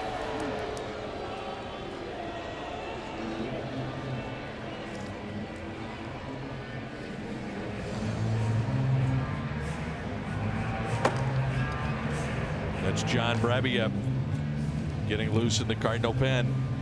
Well, it's a bit of a, Dan, again, I just say it's a bit of a microcosm for Luke Weaver in his season, and he started out so well and things kind of went downhill, but it's a combination of everything we've seen in this game. The curveball's not there, so that he tries to overthrow the fastball, doesn't have command of it, tries to get too nasty with the changeup, misses with it, and a guy that hardly walked anybody in the minor leagues is walking a lot of people at the big league level. Why? Because he has 2 pitches instead of 3, and he feels the need to overthrow them instead of just pitching as he did before, and so he's kind of stuck in a bad cycle. And I think there'll be a time where he comes out of it, and it may take an off season and coming back with a fresh start to get there, but it's just been a tough spiral for Luke. Well, I think you also hit it on the head, the development of a breaking pitch. And that's where he's gotten beat at times in this inning. So 2 outs and 2 on, and a ball. So the hitter can say, well, he's going to throw me one of two things, either hard or soft. Yeah. I don't have to worry. The I don't curveball. have to worry about break. I just have to worry about hard or soft. And you simplify the job of hitting. Here's a 1-0 pitch. There's the changeup, 1-1. Certainly the last thing the Cardinals wanted to do was give Brebbia a time to get up and get loose, or Myers or anybody else. They did not want to do that, clearly. Here's a 1-1.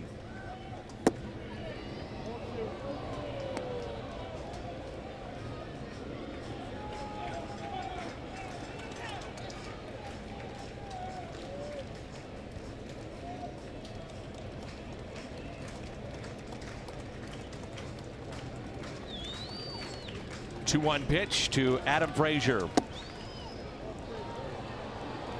I think if you would also ask the question, Dan, is how does a guy who's been used to starting his whole life go to the bullpen and stay sharp?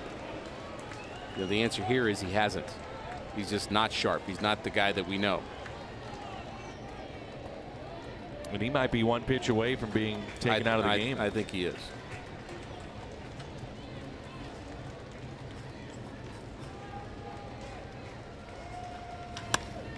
And that is a fair ball. 1 run is in. Frazier with a double.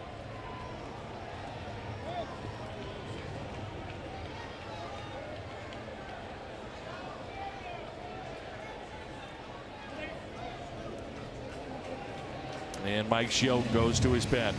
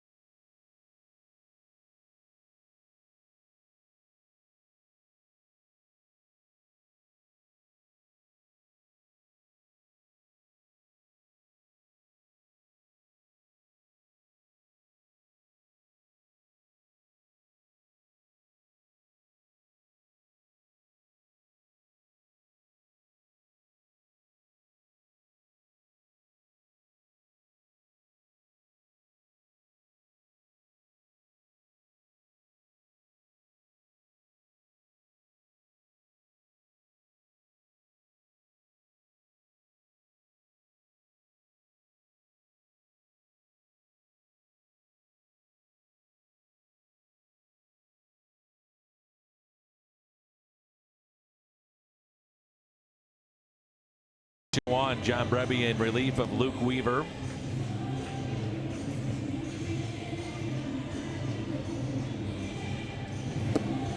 Boy, it's a stark reminder, Dan, watching Luke Weaver go through that moment that when you're on a team, it's true almost every night that some people had really good days and some people had really bad days.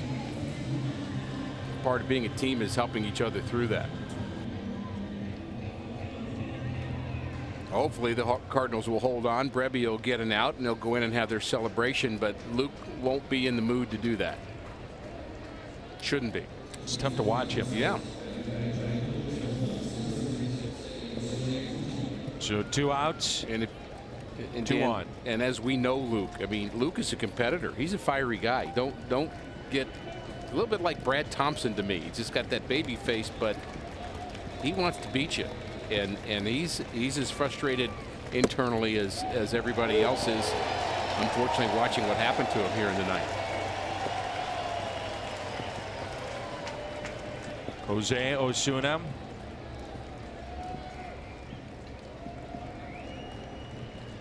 And the 0-1 pitch by John Brebbia. Ground ball to Young. Gloves. The Cardinals have another series win. An 11-5 win in Game 2 of this series. And they'll look for a sweep tomorrow. Miles Michaelis, best player on the field here tonight. Cardinals had big offense late, and the Cardinals pick up another game on the Dodgers. They trail Milwaukee by a game and a half in the National League wild card. And Danny, this is getting more and more fun every day. Absolutely. Michael is very good tonight. And so Daniel Ponce de Leon going tomorrow. Post-game show comes your way next. Missouri Lottery Cardinals Live. 11-5 the final.